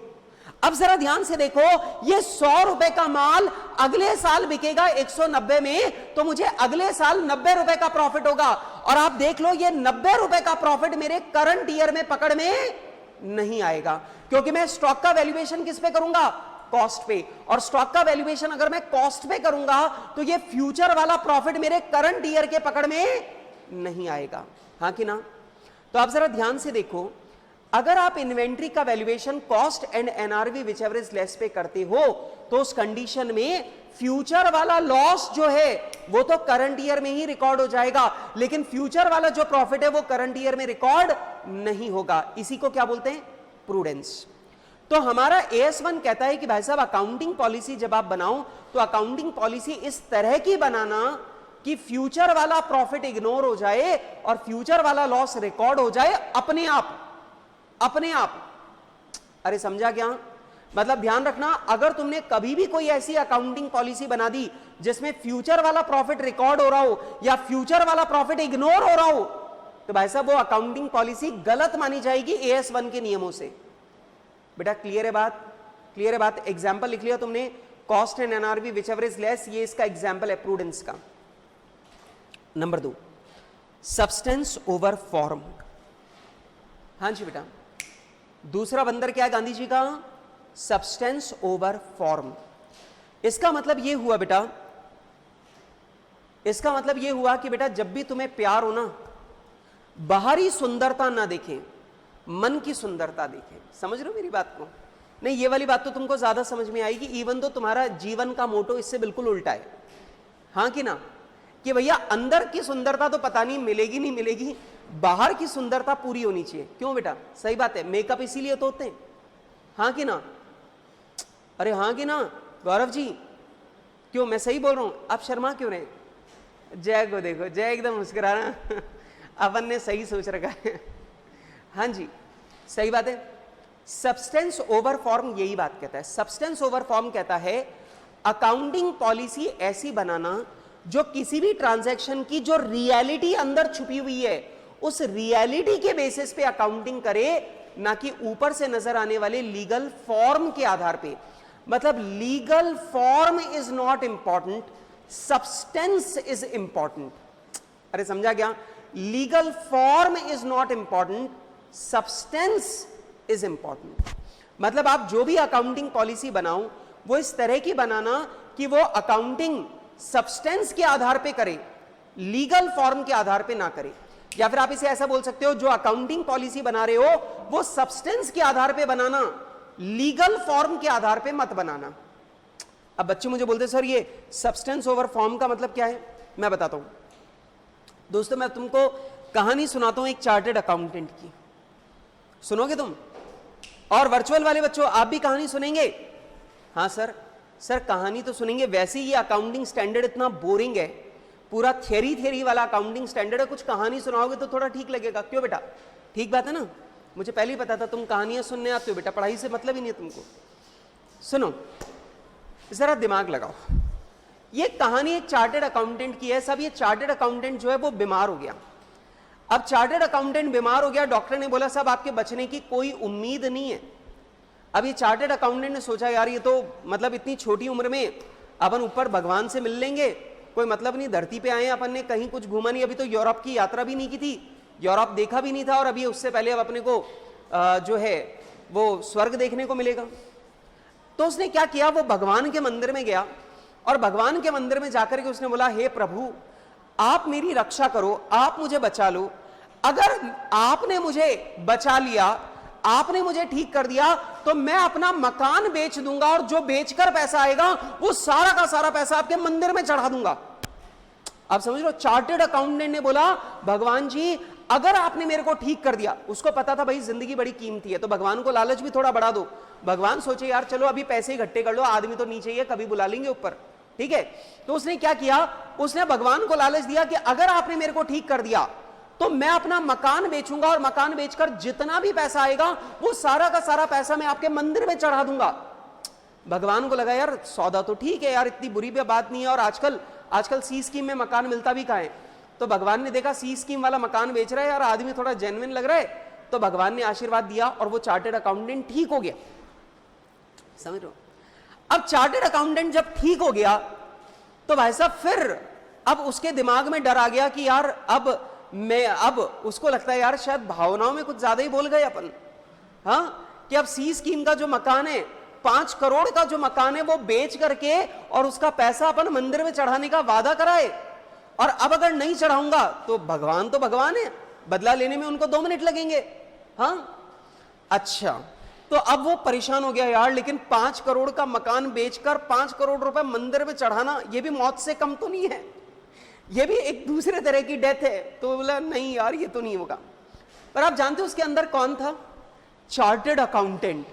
और चार्टर्ड अकाउंटेंट था, उसने क्या किया, उसने पेपर में ऐड दिया, जो आदमी मेरा कुत्ता 5 करोड़ में खरीदेगा मैं उसे अपना सी स्कीम वाला मकान 100 रुपए में दे दूंगा। समझ रहे हो? तो उसने पेपर में ऐड दिया कि जो मेरे डॉग को 5 करोड़ रुपए में खरीदेगा, मैं उसको अपना मकान 100 रुपए की वैल्यू में, 100 रुपए में अपना मकान बेच दूंगा। लोग आ गए, लोगों ने कुत्ता खरीदा 5 करोड़ में, मकान की रजिस्ट्री हो गई 100 रुपए में। अब भाई साहब ये जो चार्टेड अकाउंटेंट थे, इन्होंने क्या किया, 100 रुपए का नोट लिया, रजिस्ट्री के कागजात लिए, दोनों को अटैच करके मंदिर में चढ़ा दिया, भगवान को बता दिया, देखो भगवान, मकान 100 रुपए में बिका है, वो 100 रुपए में आपके मंदिर में चढ़ा रहा हूं, कुत्ते के पैसे चढ़ाने की बात नहीं हुई थी, हाँ कि ना। तो आप मुझे एक चीज बताओ कि ये लीगल फॉर्म क्या है, मकान 100 रुपए में बिका है, और सब्सटेंस क्या है, मकान पूरे 5 करोड़ में बिका है, हाँ कि ना। वैसे ही अकाउंटिंग स्टैंडर्ड कहता है कि legal form is not important, आपकी अकाउंटिंग पॉलिसी सब्सटेंस के आधार पे बनाना, ट्रांजैक्शन का जो सब्सटेंस है उसके मुताबिक आपकी अकाउंटिंग पॉलिसी होनी चाहिए, लीगल फॉर्म के अकॉर्डिंग अकाउंटिंग पॉलिसी नहीं। आप बोलोगे सर इसका एग्जांपल दो। मैंने बोला बेटा आपको याद है अपने हायर परचेज की अकाउंटिंग पढ़ी थी, हायर परचेज की अकाउंटिंग में हायर परचेजर को ओनरशिप कब मिलती है, आखिरी इंस्टॉलमेंट देने पर। लेकिन आप car account debit to Delhi motors कब करते थे, कार लेते ही। अब आप एक बात मुझे बताओ कि आप जब हायर परचेज की अकाउंटिंग करते हो तो आप कार किसकी बुक्स में रिकॉर्ड करते हो, हायर परचेजर की बुक्स में, जबकि लीगल ओनर कौन है, हायर वेंडर। जो परचेजर है वो लीगल ओनर बनेगा आखिरी इंस्टॉलमेंट देने के बाद, लेकिन जब तक वो आखिरी इंस्टॉलमेंट नहीं देता तब तक ओनर कौन रहेगा, तब तक ओनर रहेगा हायर वेंडर। अब लीगल ओनर कौन है, हायर वेंडर, लेकिन सब्सटेंशियल ओनर कौन है, मैं। अब आप मुझे बताओ हायर परचेजर, आप कार को किसकी बुक्स में रिकॉर्ड कर रहे हो, हायर परचेजर की बुक्स में। इसका मतलब आप सब्सटेंस के आधार पे अकाउंटिंग कर रहे हो, लीगल फॉर्म के आधार पे अकाउंटिंग नहीं कर रहे हो। और वही है हमारा दूसरा बंदर, दूसरा नियम। और दूसरा नियम यह कहता है अकाउंटिंग हमेशा सब्सटेंस के आधार पे होनी चाहिए, लीगल फॉर्म के आधार पे नहीं होनी चाहिए। आपकी अकाउंटिंग पॉलिसी हमेशा सब्सटेंस के आधार पे बननी चाहिए, लीगल फॉर्म के आधार पे नहीं बननी चाहिए। क्लियर है बात। Number 3, materiality. सर मटीरियलिटी माने, मटीरियलिटी माने बेटा आपकी अकाउंटिंग पॉलिसी जब आप बनाओ तो अकाउंटिंग पॉलिसी इस तरह की बनाना कि किसी भी महत्वपूर्ण जानकारी छुपे नहीं, बल्कि जितनी भी महत्वपूर्ण जानकारी है वो उजागर हो जाए फाइनेंशियल स्टेटमेंट में। इस तरह की अकाउंटिंग पॉलिसी आपको बनानी है। मतलब क्या बोला, अकाउंटिंग पॉलिसी इस तरह की बनाओ कि जितनी भी मटेरियल चीजें हैं, जितनी भी महत्वपूर्ण चीजें हैं वो छुप ना पाए, वो फाइनेंशियल स्टेटमेंट में साफ दिखाई दे। आपको ऐसी अकाउंटिंग पॉलिसी बनानी है। अब आप मुझे बोलेंगे सर इसका एग्जाम्पल दो, तो बेटा इसका एग्जाम्पल है, जैसे मान लीजिए मैंने एक नियम बना दिया कि मेरे ऑर्गेनाइजेशन में मैंने एक अकाउंटिंग पॉलिसी बना दी कि 10,000 से बड़ा खर्चा सन्ड्री में नहीं जाएगा।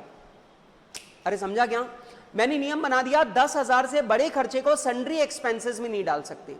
तो आप मुझे बताइए क्या इस अकाउंटिंग पॉलिसी से सारे के सारे बड़े खर्चों को सन्ड्री में डाल के छुपाना असंभव हो जाएगा, हाँ कि ना। क्या मेरे सारे बड़े खर्चे मेरे फाइनेंशियल स्टेटमेंट में अलग से दिखाई देने लगेंगे, तो बेटा ये कॉन्सेप्ट कहलाएगा मटीरियलिटी। ठीक है, अब जरा मेरी बात को ध्यान से सुनो। सबसे पहली बात मेरे साथ में रिवाइज करेंगे। सबसे पहला मुझे बताओ अकाउंटिंग पॉलिसी का चुनाव करना किसकी जिम्मेदारी है, जल्दी से बताओ। अकाउंटिंग पॉलिसी का चुनाव करना किसकी जिम्मेदारी है, मैनेजमेंट की या ऑडिटर की? अरे सर ऑडिटर तो बहुत बाद में आता है, अकाउंटिंग तो पहले दिन से शुरू हो जाएगी। तो भाई साहब अकाउंटिंग पॉलिसी का चुनाव करना किसकी जिम्मेदारी है, मैनेजमेंट की। लेकिन वो अकाउंटिंग पॉलिसी सही है या नहीं है वो चेक करना किसकी ड्यूटी है, ऑडिटर की। क्लियर बात। नंबर 2, अकाउंटिंग पॉलिसी का सिलेक्शन करने का एक मेन रूल है, 3 सब रूल है। मेन रूल क्या है, true and fair. Accounting policy इस तरह की चुनो कि जो फाइनेंशियल स्टेटमेंट बने वो आपके बिजनेस की ट्रू एंड फेयर पिक्चर का प्रेजेंटेशन करें। बेटा ट्रू एंड फेयर का मतलब हो गया कि जो बात दिखाई दे रही है वो सच भी होनी चाहिए और वो सामने वाले को सही तरीके से समझ में आनी चाहिए, सामने वाले को वो गलत तरीके से दिखाई नहीं देनी चाहिए। True and fair. क्लियर है बात। नंबर 2, अब 3 सब रूल क्या है, प्रूडेंस। आपकी अकाउंटिंग पॉलिसी इस प्रकार की हो कि फ्यूचर वाले प्रॉफिट उसमें इग्नोर हो रहे हो और फ्यूचर वाले लॉस रिकॉर्ड हो रहे हो। Number 2, substance over form. आपकी अकाउंटिंग पॉलिसी सब्सटेंस के आधार पे होनी चाहिए, लीगल फॉर्म के आधार पे नहीं। नंबर 3, आपकी अकाउंटिंग पॉलिसी इस प्रकार की होनी चाहिए कि सारी मटेरियल बातें सामने उजागर हो जाएं, किसी भी मटेरियल बात को छुपाना संभव ना हो। क्लियर है बात?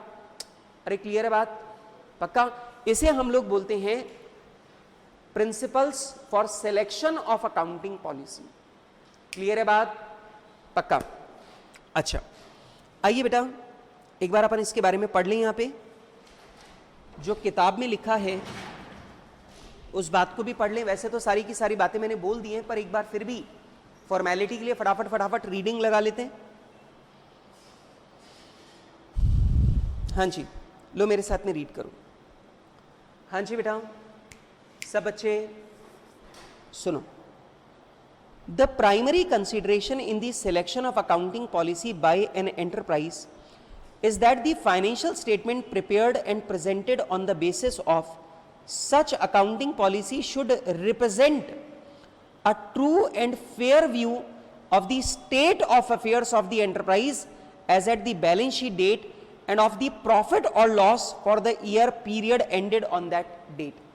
मतलब ये बोल रहा है कि भाई साहब अकाउंटिंग पॉलिसी इस प्रकार की होनी चाहिए कि उससे बनने वाले फाइनेंशियल स्टेटमेंट, मतलब बैलेंस शीट और P&L, बैलेंस शीट आपके बिजनेस की ट्रू एंड फेयर पोजीशन बताए और P&L आपके बिजनेस का ट्रू एंड फेयर प्रॉफिट बताए।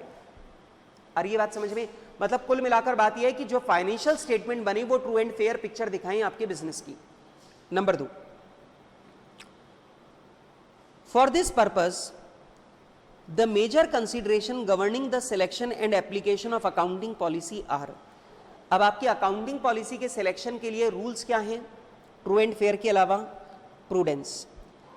इन view of uncertainty attach to the future events, profits are not anticipated but recognised only when realised, though not necessarily in cash. बेटा future वाला profit तब तक हमें रिकॉग्नाइज नहीं करना चाहिए जब तक हमें वो रियलाइज ना हो जाए। सिंपल बात है।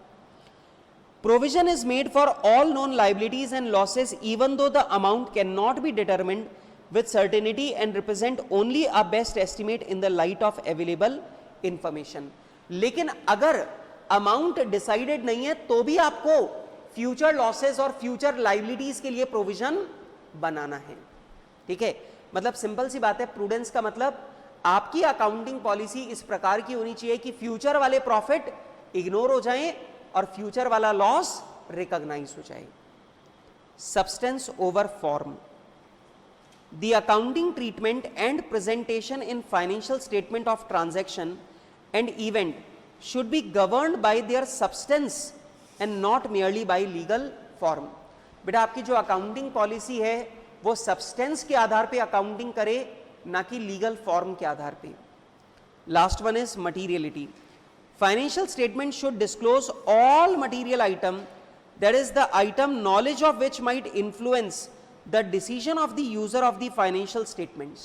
ठीक है, मतलब आपकी अकाउंटिंग पॉलिसी इस प्रकार की होनी चाहिए कि जो अकाउंटिंग पॉलिसी से कोई भी मटेरियल इंफॉर्मेशन छुपाना पॉसिबल ना हो, सारी की सारी महत्वपूर्ण जानकारियां, सारी की सारी इंपॉर्टेंट इंफॉर्मेशन जो हैं वो फाइनेंशियल स्टेटमेंट में साफ दिखाई दे जाए। अरे क्लियर है बात? क्लियर है बात?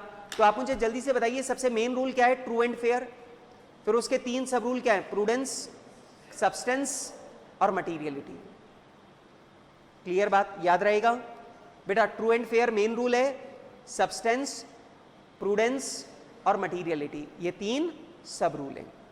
अच्छा, मैंने क्या तीनों के एग्जाम्पल आपको दिए? मैंने आपको प्रूडेंस का एग्जाम्पल दिया, cost and NRV which ever is less. मैंने सब्सटेंस ओवर फॉर्म का एग्जाम्पल आपको दिया, हायर परचेज की अकाउंटिंग। मैंने आपको मटीरियलिटी का एग्जाम्पल दिया कि मैंने अपनी अकाउंटिंग पॉलिसी में रूल बना दिया है कि 10,000 से बड़ा खर्चा सन्ड्री में नहीं डाला जाएगा, और 10,000 से बड़ा खर्चा अगर सन्ड्री में डालने से मैंने मना कर दिया तो बात खत्म।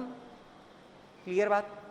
अच्छा, आइए दोस्तों, अब अकाउंटिंग पॉलिसी के डिस्क्लोजर की बात भी हो गई, अकाउंटिंग पॉलिसी के सिलेक्शन की बात भी हो गई। अब मुझे तुम्हारे साथ में डिस्कस करना है फंडामेंटल अकाउंटिंग अजम्पशन को। किसे डिस्कस करूं? फंडामेंटल अकाउंटिंग अजम्पशन को। सबसे पहले तो मुझे इसका मतलब बताओ, फंडामेंटल अकाउंटिंग अजम्पशन होती क्या है? हाँ जी, मुझे इसका मतलब बताओ।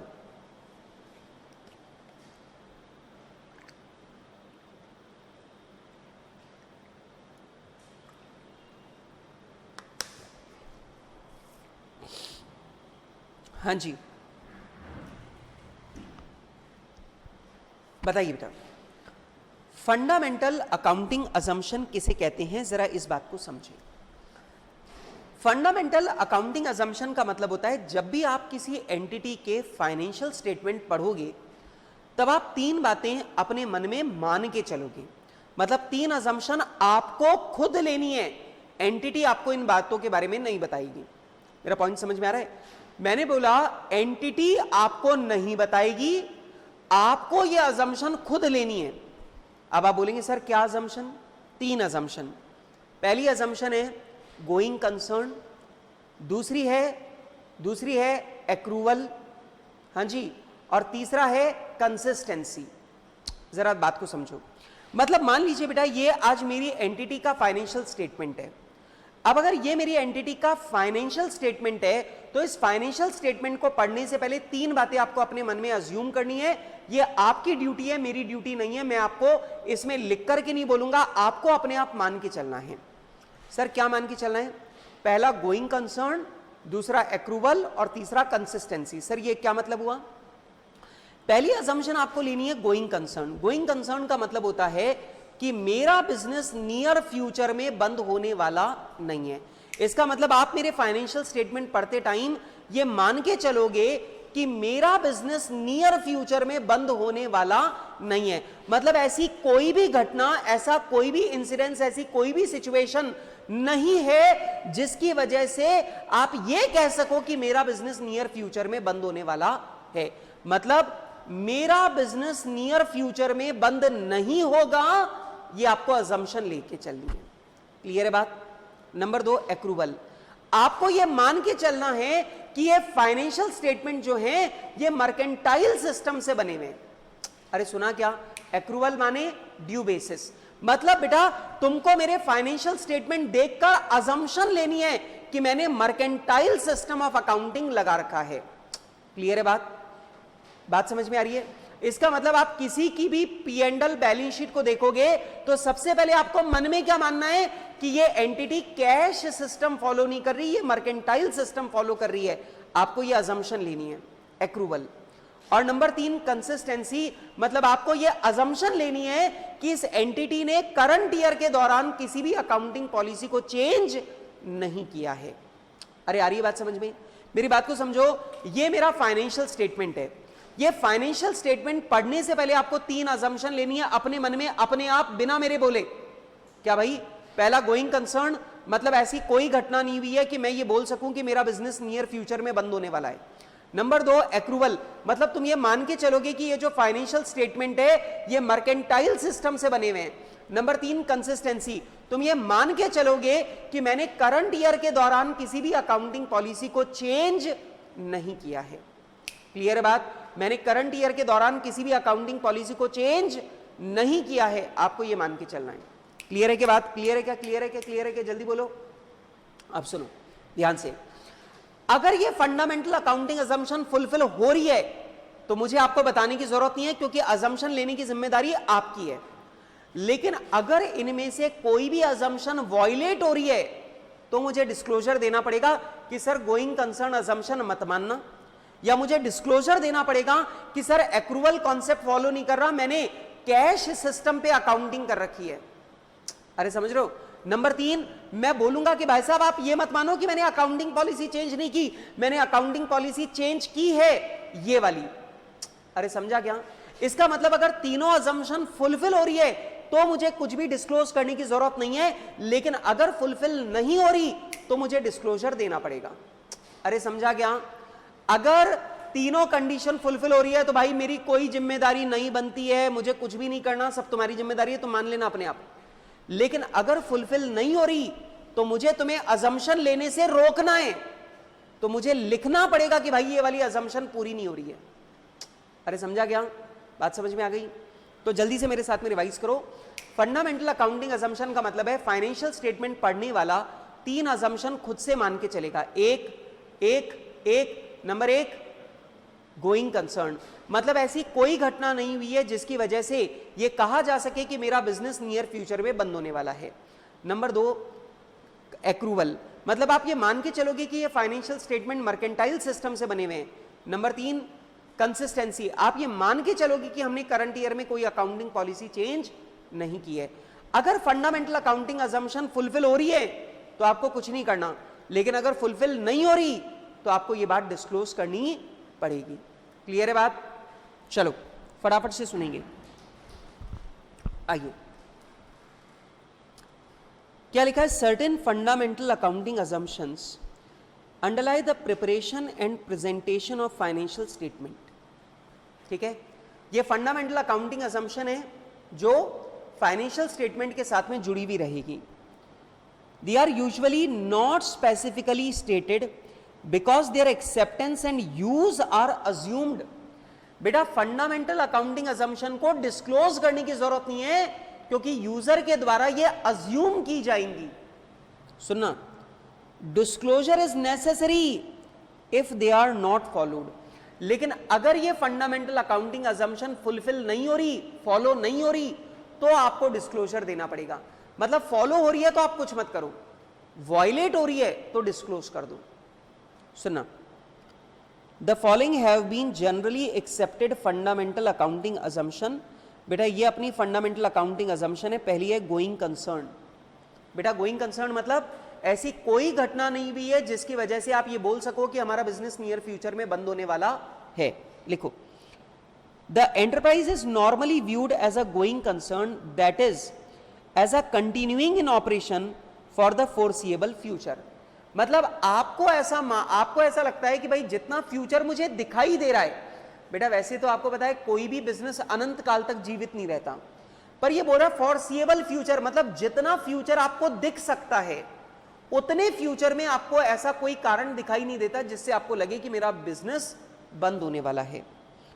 It is assumed that the enterprise has neither the intention nor the necessity of liquidation और curtailing materially the scale of its operation. इसका मतलब यह है कि ना तो ऑर्गेनाइजेशन का कोई इंटेंशन है, ना ऑर्गेनाइजेशन की कोई ऐसी मजबूरी है जिसकी वजह से इसे अपना धंधा बंद करना पड़े। सिंपल बात जो अपन ने बोली थी वही। अच्छा, कंसिस्टेंसी माने यूजर ये अज्यूम करेगा कि अकाउंटिंग पॉलिसी बदली नहीं गई है करंट ईयर में। It is assumed that accounting policies are consistent from one period to another. मतलब अकाउंटिंग पॉलिसी पिछले साल और इस साल में सेम है, बदली नहीं गई है। आप ये अजम्पशन लेके चलोगे। एक्रूवल, एक्रूवल का मतलब मर्केंटाइल सिस्टम के बेसिस पर अकाउंटिंग हो रही है। Revenue and cost are accrued, that is recognised as they are earned और incurred, not as money is received और पेड। मतलब आप ये मान के चलोगे कि आप मर्केंटाइल सिस्टम लगा रहे हो, कैश सिस्टम नहीं लगा रहे हो। And recorded in the financial statement of the period in which they relate, और ये इनकम और एक्सपेंस उसी पीरियड में रिकॉर्ड हो रही है जिस पीरियड में वो अर्न या एक्सपेंड किया गया है। ठीक है, चलो बेटा बात समझ में आ रही है? तो सिंपल सी बात है, तीन फंडामेंटल अकाउंटिंग अजम्पशन है, going concern, consistency, accrual. Simple, ये ध्यान रखना तीनों अजम्पशन यूजर को खुद लेनी है। अगर ये अजम्पशन फुलफिल हो रही है तो आपको डिस्क्लोज करने की जरूरत नहीं है, नहीं हो रही तो डिस्क्लोज करना पड़ेगा। अरे डन, अच्छा खत्म जी खत्म। सर आपने चेंज इन अकाउंटिंग पॉलिसी को डिस्कस नहीं किया। बेटा याद रखिए, change in accounting policy is not part of AS1, it is part of AS5। बेटा अकाउंटिंग पॉलिसी का चेंज कौन सा अकाउंटिंग स्टैंडर्ड डिस्कस करता है? AS5। तो अपन उसे AS1 में डिस्कस नहीं करेंगे, AS5 में डिस्कस करेंगे। ठीक है, बट सर किताबों में तो AS1 में दे देता है। बेटा AS1 में इसलिए देता है क्योंकि कनेक्टिंग बात है, लेकिन चेंज इन अकाउंटिंग पॉलिसी है कहां? AS5 में। सर आप यहां क्यों नहीं पढ़ा रहे? क्योंकि बेटा अगर मैं यहां पढ़ाऊंगा ना और चेंज इन अकाउंटिंग पॉलिसी का क्वेश्चन आ गया तो तुम AS1 लिखाओगे, ठीक है, और फिर तुम्हारे नंबर कट जाएंगे। तुम्हें लिखना क्या है? AS5, क्योंकि चेंज इन अकाउंटिंग पॉलिसी को कौन डिस्कस करता है? AS5। याद रहेगा? खैर यार ये क्वेश्चन वेश्चन तो बाद में करेंगे यार, पहले एक बार रिकैप करेंगे। रिकैप के लिए तैयार हो? चलो सबसे पहले बताओ अकाउंटिंग पॉलिसी किसे कहते हैं? अकाउंटिंग के प्रिंसिपल और उन प्रिंसिपल्स को लगाने के मेथड्स जिनका इस्तेमाल फाइनेंशियल स्टेटमेंट की प्रिपरेशन और प्रेजेंटेशन के लिए किया जाता है उसे हम लोग बोलते हैं accounting policy. Number 2, accounting policy के लिए बहुत सारे एरियाज होते हैं और हर एरिया में अकाउंटिंग पॉलिसी के बहुत सारे ऑप्शन अवेलेबल है। इसलिए बेटा अकाउंटिंग पॉलिसी का एक single set of rules banana possible नहीं है। और क्योंकि अकाउंटिंग पॉलिसी का सिंगल सेट बनाना पॉसिबल नहीं है, इसलिए हर एंटिटी को अकाउंटिंग पॉलिसी के बहुत सारे ऑप्शन उपलब्ध हैं। और क्योंकि एंटिटी के पास अकाउंटिंग पॉलिसी के बहुत सारे ऑप्शन उपलब्ध हैं, तो ऑब्वियस सी बात है यूजर फाइनेंशियल स्टेटमेंट को ठीक से पढ़ पाए, इसके लिए जरूरी है कि उसे एंटिटी की अकाउंटिंग पॉलिसी के बारे में पूरी जानकारी हो। इसीलिए बेटा ये अकाउंटिंग स्टैंडर्ड सबके लिए मैंडेटरी है और सबको अपने फाइनेंशियल स्टेटमेंट के साथ में अकाउंटिंग पॉलिसी का डिस्क्लोजर करना कंपलसरी है। क्लियर है बात? अरे क्लियर है बात? अच्छा अब सुनो, नंबर 2 बात आती है अकाउंटिंग पॉलिसी का सिलेक्शन करना किसकी जिम्मेदारी है, या पहले डिस्क्लोजर की बात करते हैं। सबसे पहली बात, आपको सारी अकाउंटिंग पॉलिसी का डिस्क्लोजर करने की जरूरत नहीं है, आपको सिग्निफिकेंट अकाउंटिंग पॉलिसी का डिस्क्लोजर करना है। नंबर 2, ये डिस्क्लोजर आपको एक जगह पे करना है। नंबर 3, ये डिस्क्लोजर फाइनेंशियल स्टेटमेंट का पार्ट फॉर्म करेगा, मतलब ये फाइनेंशियल स्टेटमेंट के साथ में अटैच करना कंपलसरी रहेगा। और नंबर 4, ये ध्यान रखना, गलत अकाउंटिंग ट्रीटमेंट करके डिस्क्लोजर कर देना कोई रेमेडी नहीं माना जाएगा। आप डिस्क्लोजर करने से, आपने कोई गलत अकाउंटिंग कर दी और आपने उसका डिस्क्लोजर कर दिया तो आपकी गलती कम नहीं होगी, आपको जो पेनल्टी, आपको जो सजा मिलनी है वो उतनी मिलेगी। Disclosure is not a remedy for wrong accounting treatment. Clear है बात? इसके बाद में फिर मैंने आपको पढ़ा है selection of accounting policy. Gandhi ji 3 बंदर, कुल मिला के कितने बंदर? 4। तो भैया पहला गांधी जी मेन रूल क्या है? True and fair. भाई साहब अकाउंटिंग पॉलिसी ऐसी चुनो कि उससे बनने वाला फाइनेंशियल स्टेटमेंट आपकी पोजीशन और आपके प्रॉफिट लॉस का true and fair picture present करे। ठीक है। नंबर 2, अब 3 सब रूल है। सबसे पहला है प्रूडेंस। अकाउंटिंग पॉलिसी इस प्रकार की चुनना कि वो अकाउंटिंग पॉलिसी फ्यूचर वाले लॉसेस को रिकॉर्ड कर ले और फ्यूचर वाले प्रॉफिट को इग्नोर कर दे, जैसे cost and NRV whichever is less. Number 2, substance over form.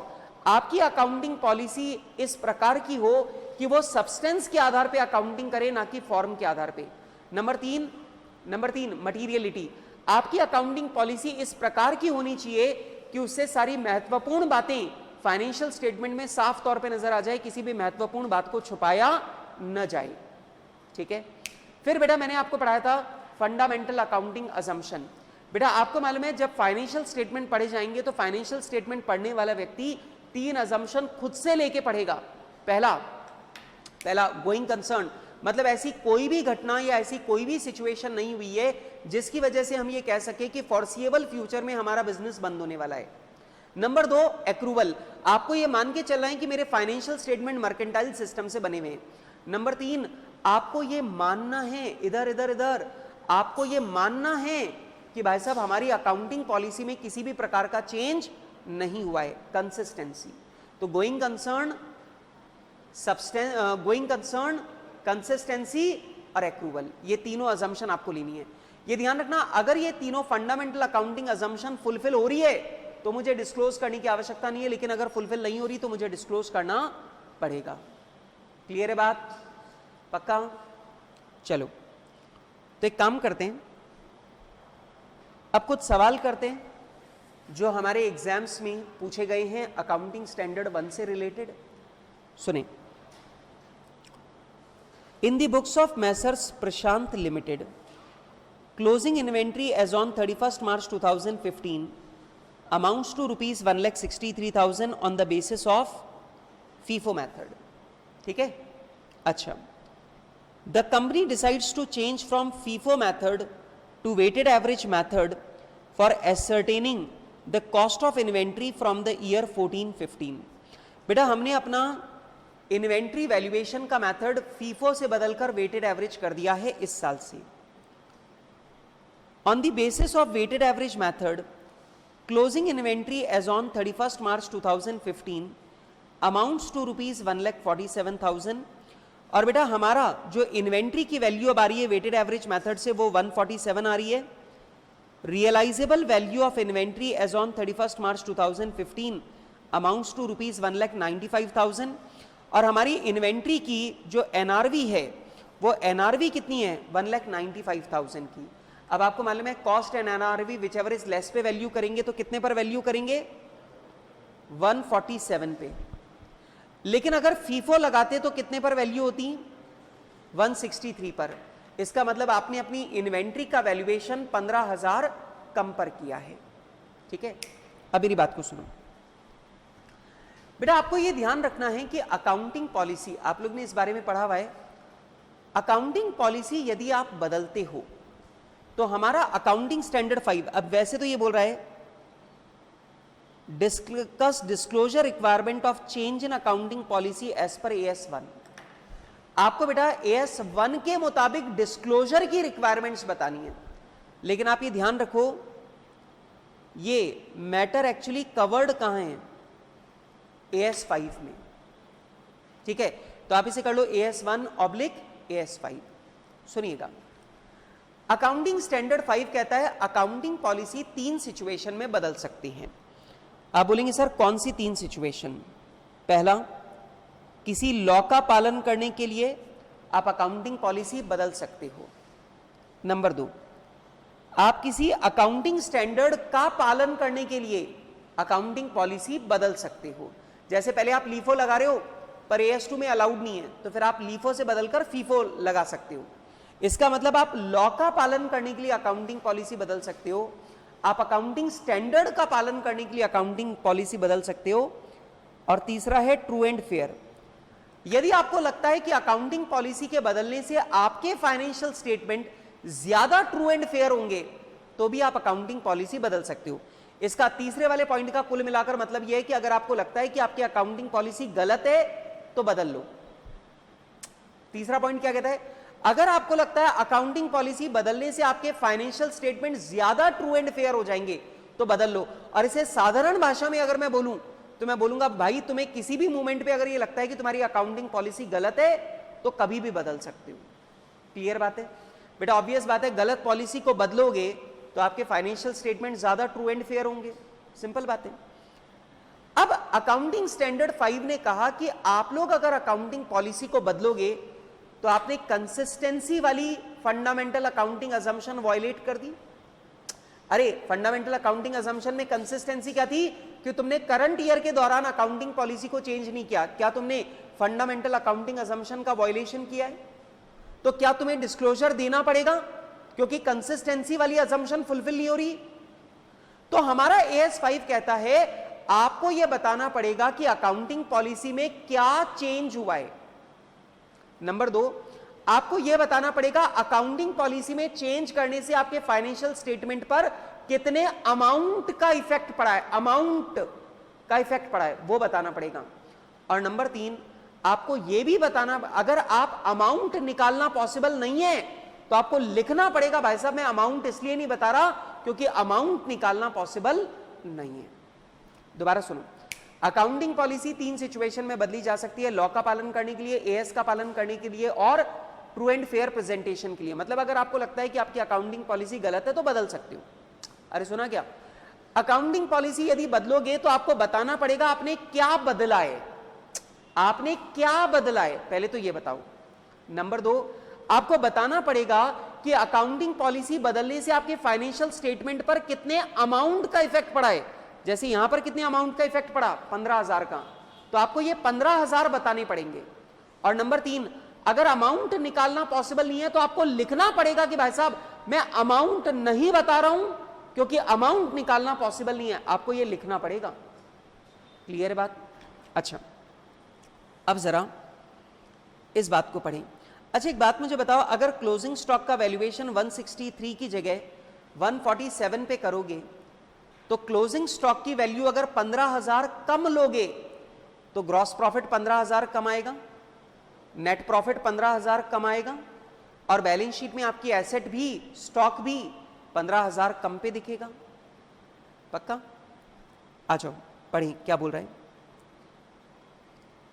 As per AS1 disclosure of accounting policy, any change in accounting policy which has material effect should be disclosed in the financial statement.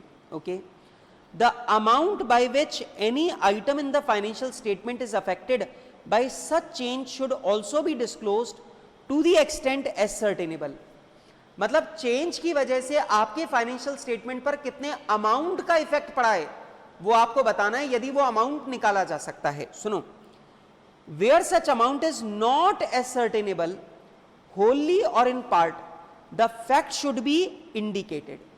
अगर ये amount निकालना possible नहीं है तो आपको लिखना पड़ेगा कि भाई साहब अमाउंट इसलिए नहीं बता रहा क्योंकि निकालना पॉसिबल नहीं है. Thus Prashant Limited should disclose the change in valuation method of inventory and its effect on financial statement. The company may disclose the change in accounting policy in the following manner. अब बेटा ये company इस तरीके से change को disclose कर सकती है. ठीक है, अच्छा ये 47 से 63 है बेटा. अमाउंट जो है वो 15,000 नहीं है, 16,000 है. अब देखो डिस्क्लोजर कैसे देंगे. पहला तो ये बताना है क्या बदला है और बदलाव करने से कितने रुपए का इफेक्ट पड़ा है, दोनों बातें बतानी है. The company values its inventory at lower of cost and NRV. Since NRV of all items of inventory in the current year was greater than respective cost, the company valued its inventory at cost. बेटा ये जो बात बताई गई है ना, ये सुंदरता के लिए बताई गई है, इसे डिस्क्लोज करना रिक्वायर्ड नहीं है. रिक्वायरमेंट क्या है जल्दी से बताओ. चेंज क्या किया है वो बताना है और चेंज के इफेक्ट का अमाउंट बताना है. ठीक है, ये जो इसने बोला कि भाई साहब इन एनआरवी ज्यादा है कॉस्ट कम है इसलिए हमने कॉस्ट पर वैल्यू किया है, ये जो बात है ना ये डिस्क्लोज करना रिक्वायर्ड नहीं है. तो लेकिन इसने ये क्यों लिखा, थोड़ा सेंटेंस सुंदर दिखाने के लिए. अच्छा, in the present year, that is 2014-15, the company has changed to weighted average method which better reflects the consumption pattern of inventory. देखा बेटर, बेटा क्या लिखा है भाई, हमने फीफो मेथड को बदलकर वेटेड एवरेज लगाया क्योंकि इससे better fair and true and fair picture सामने आती है. अरे समझ में आ रहा है. For ascertaining inventory cost from the earlier practice of using FIFO method. अरे समझ में आ गया. आपने जो चेंज किया है वो बता दिया, अब अमाउंट बताओ. The change in policy has reduced current year profit and value of inventory by 16,000. और इस बदलाव से हमारा प्रॉफिट और हमारा इन्वेंट्री की वैल्यू 16,000 कम हो गई. बेटा अमाउंट भी बता दिया. अच्छा, अमाउंट निकालना अगर पॉसिबल ना हो तो आपको लिखना पड़ेगा भाई साहब मैं अमाउंट इसलिए नहीं बता रहा क्योंकि अमाउंट निकालना पॉसिबल नहीं है. लेकिन यहां तो पॉसिबल है ना, इसलिए वो लाइन लिखी नहीं. बेटा समझ में आ रहा है.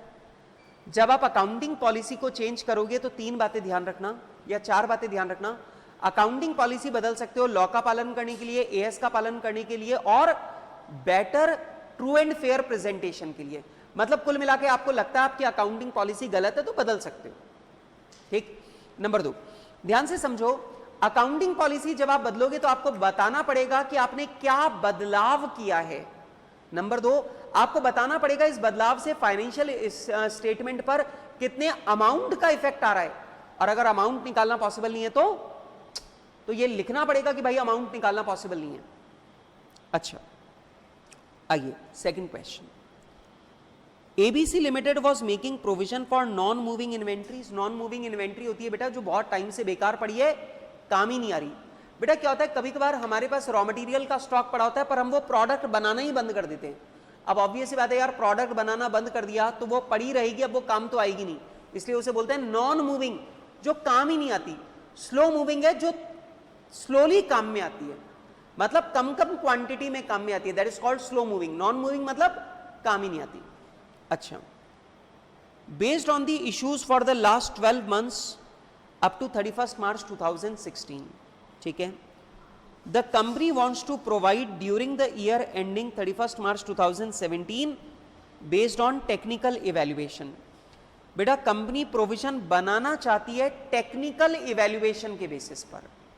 ठीक है भाई. Total value of inventory 100 lakh. Provision required based on 12 months issue, पिछले 12 महीने के इशू को देखते हुए हमें प्रोविजन बनाना चाहिए 3.5 लाख का। लेकिन provision required based on technical evaluation, लेकिन हमारे टेक्निकल इवैल्यूएशन के मुताबिक देखें तो प्रोविजन बनाना चाहिए 2.5 लाख का। ठीक है भाई। Does this amount change in accounting policy? Can the company change the method of provision? बताइए बेटा, क्या ये चेंज इन अकाउंटिंग पॉलिसी है? और बेटा अगर ये चेंज इन अकाउंटिंग पॉलिसी है तो क्या कंपनी ऐसा कर सकती है या नहीं कर सकती है? जल्दी से मुझे बताओ। हाँ जी, हाँ जी बेटा, जल्दी से मुझे बताओ। बोलो बोलो बोलो, बोलो ना बेटा। हाँ जी, देखो बेटा, यहां पे आपको एक बात को समझना है। इधर इधर सुनो, यहां पर आपको एक बात को समझना है। एस्टीमेट का चेंज और अकाउंटिंग पॉलिसी का चेंज, ये दो अलग अलग बातें हैं। मेरी बात को समझना। मान लेते हैं जैसे प्रोविजन फॉर डाउटफुल डेट बनाना है। पिछले साल मुझे लग रहा था 2 लाख रुपए डूबेंगे, तो पिछले साल मैंने प्रोविजन फॉर डाउटफुल डेट बना दिया 2 लाख का। अब के साल मुझे लग रहा है नहीं यार, जो पैसा डूबने की उम्मीद है वो 2 लाख नहीं, वो तो 3 लाख रुपए डूबेगा। तो मैंने क्या किया, मैंने 1 लाख रुपए का प्रोविजन फॉर डाउटफुल डेट और बना दिया।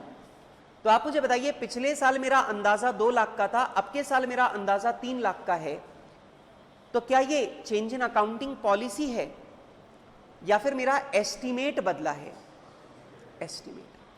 आपको बेटा हमेशा ध्यान रखना है, एस्टीमेट का बदलाव अकाउंटिंग पॉलिसी का बदलाव नहीं होता है।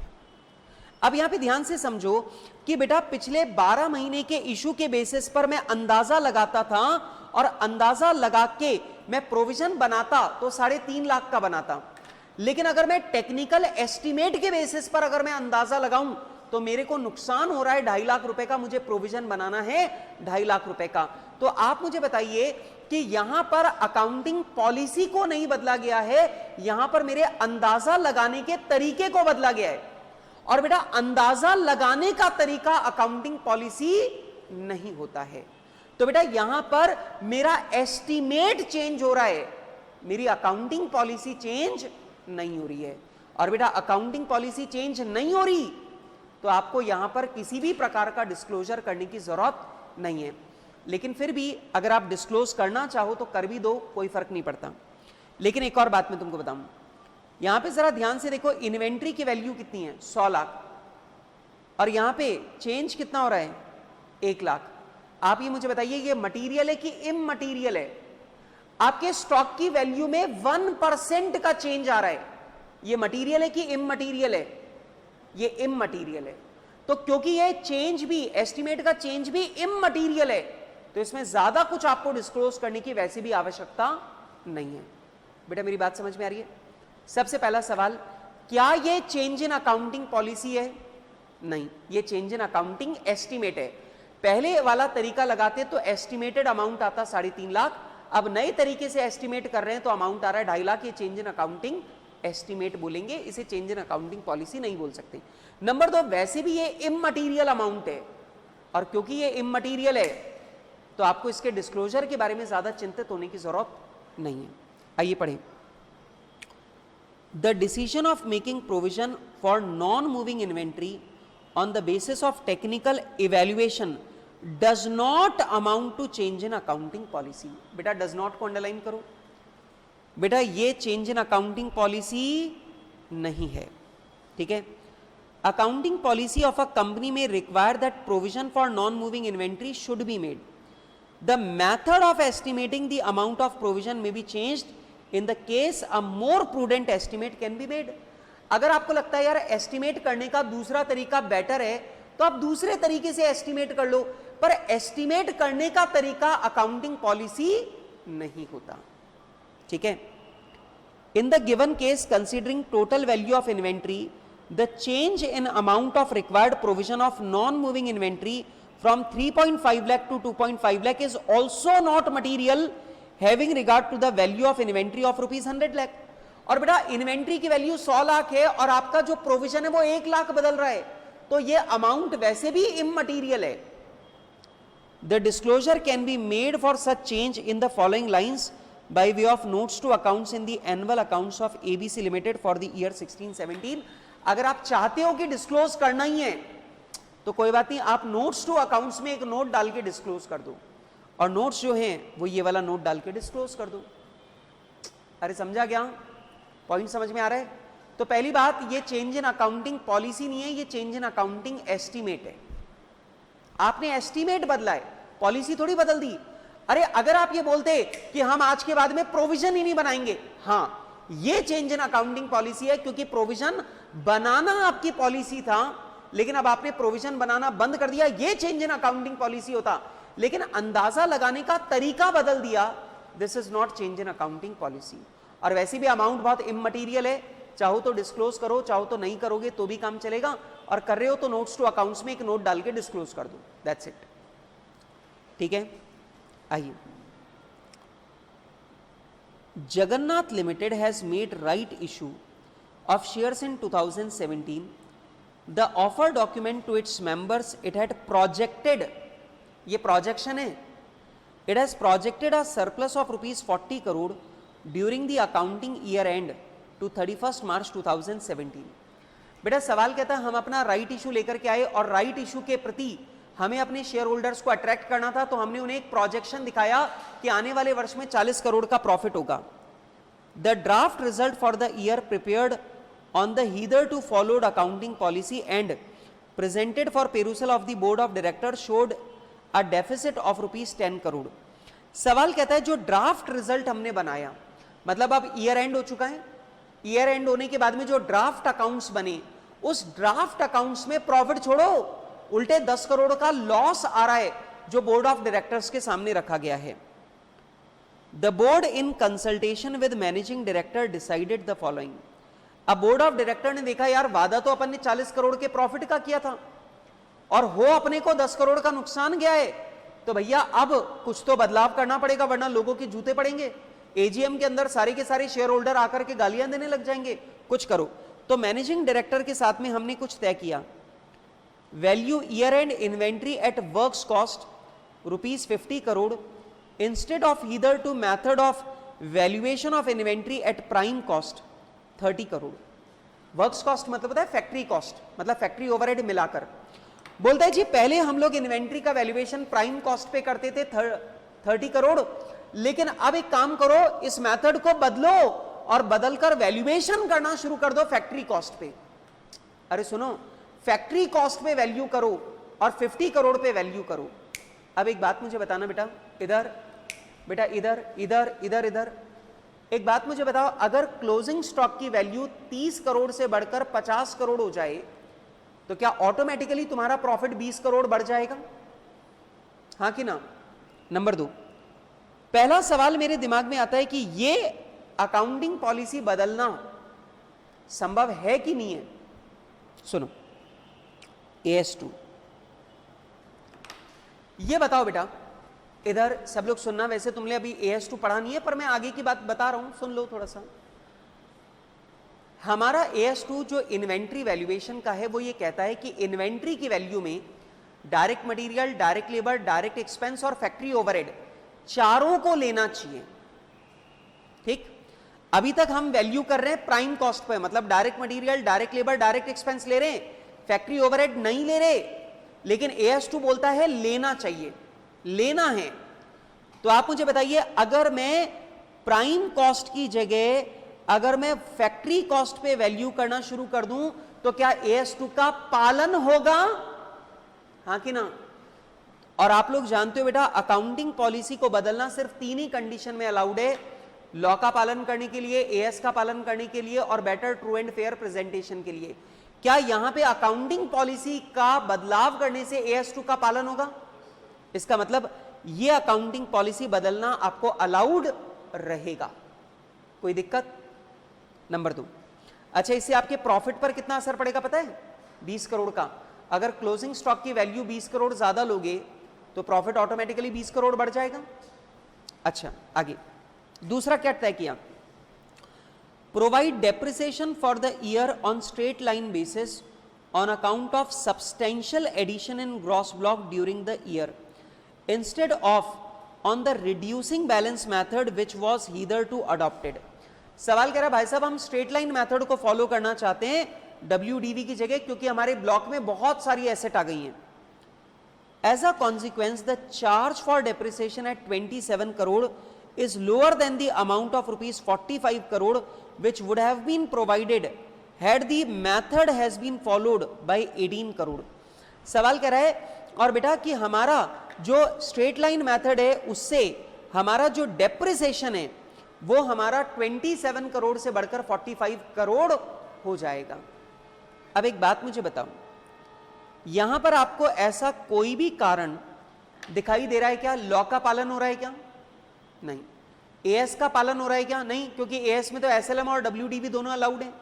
Number 3, better true and fair presentation हो रहा है क्या? क्या यहां पे कहीं पर भी ऐसा लिखा हुआ है क्या कि जो एसएलएम मेथड हम लोग लगा रहे थे वो गलत था? नहीं ना।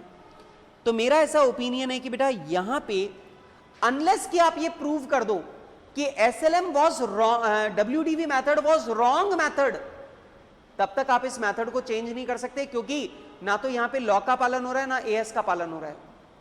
क्लियर है बात? आगे तीसरा, not to provide for after sale expenses during the warranty period till the last year provision at 2% of sale use to be made under the concept of matching cost against revenue actual expenses use to be charged against the provision. बेटा हम लोग अब तक provision for warranty repair बनाते थे 2%, लेकिन अब हमने तय किया कि ये प्रोविजन नहीं बनाएंगे ताकि हमारा प्रॉफिट थोड़ा बढ़ जाए। बेटा मैं आपको बता दूं, अकाउंटिंग स्टैंडर्ड 9 रेवेन्यू रिकॉग्निशन का जो अकाउंटिंग स्टैंडर्ड है वो कहता है वारंटी वाली रिपेयर के लिए प्रोविजन बनना चाहिए। ठीक, तो आप मुझे बताओ, ये जो आप अकाउंटिंग पॉलिसी चेंज कर रहे हो, प्रोविजन नहीं बनाएंगे, ये जो पॉलिसी आप चेंज कर रहे हो क्या ये एएस के विरुद्ध जा रहे हो? आप अकाउंटिंग पॉलिसी बदल सकते हो एएस का पालन करने के लिए, लॉ का पालन करने के लिए, लेकिन उल्टे आप तो एएस का वायलेशन करने में जा रहे हो, एएस 9 का। नहीं भाई, आपको ये अलाउ नहीं कर सकते हैं। ठीक है, अच्छा आगे देखिए, provide for permanent fall in the value of investment which fall had taken place over past 5 years the provision being ₹10 crore. सवाल कहता है हमारे इन्वेस्टमेंट की वैल्यू में पिछले 5 साल से गिरावट हो रखी है, और ये जो गिरावट है ये परमानेंट नेचर की है, लेकिन हमने इस गिरावट को अभी तक रिकॉर्ड नहीं किया था, लेकिन अब हम इसे रिकॉर्ड करना चाहते हैं। बेटा आपको AS 13 के प्रोविजन याद है? लॉन्ग टर्म, बेटा 5 साल से ये इन्वेस्टमेंट मेरे पास है, मतलब ये लॉन्ग टर्म इन्वेस्टमेंट है, और लॉन्ग टर्म इन्वेस्टमेंट की मार्केट वैल्यू में अगर परमानेंट नेचर का डिक्रीज हो जाए तो हमें अपने इन्वेस्टमेंट की वैल्यू को डिक्रीज करना चाहिए। तो अगर मैं ये डी पॉइंट अप्लाई करता हूं तो क्या AS 13 का पालन हो रहा है? क्या ये पॉइंट लेने से AS 13 का पालन हो रहा है? हां, तो बेटा AS का पालन करने के लिए आप अकाउंटिंग पॉलिसी को चेंज कर सकते हो। सुनो, as chief accountant of the company you are asked by the managing director to draft the notes to accounts for inclusion in the annual report for 2016-17। आपको 2016-17 के लिए नोट्स टू अकाउंट्स बनाकर बताने हैं। ठीक है, क्लियर है बात? बेटा ये एज पर AS 1 वाली जो बात है ये पूरी बात अपन लिख ही देंगे कि बेटा अगर आपकी अकाउंटिंग पॉलिसी को चेंज करने का इफेक्ट मटीरियल है तो आपको उस मटीरियल इफेक्ट को अपने फाइनेंशियल स्टेटमेंट में डिस्क्लोज करना पड़ेगा। आपको बताना पड़ेगा आपने चेंज क्या किया है।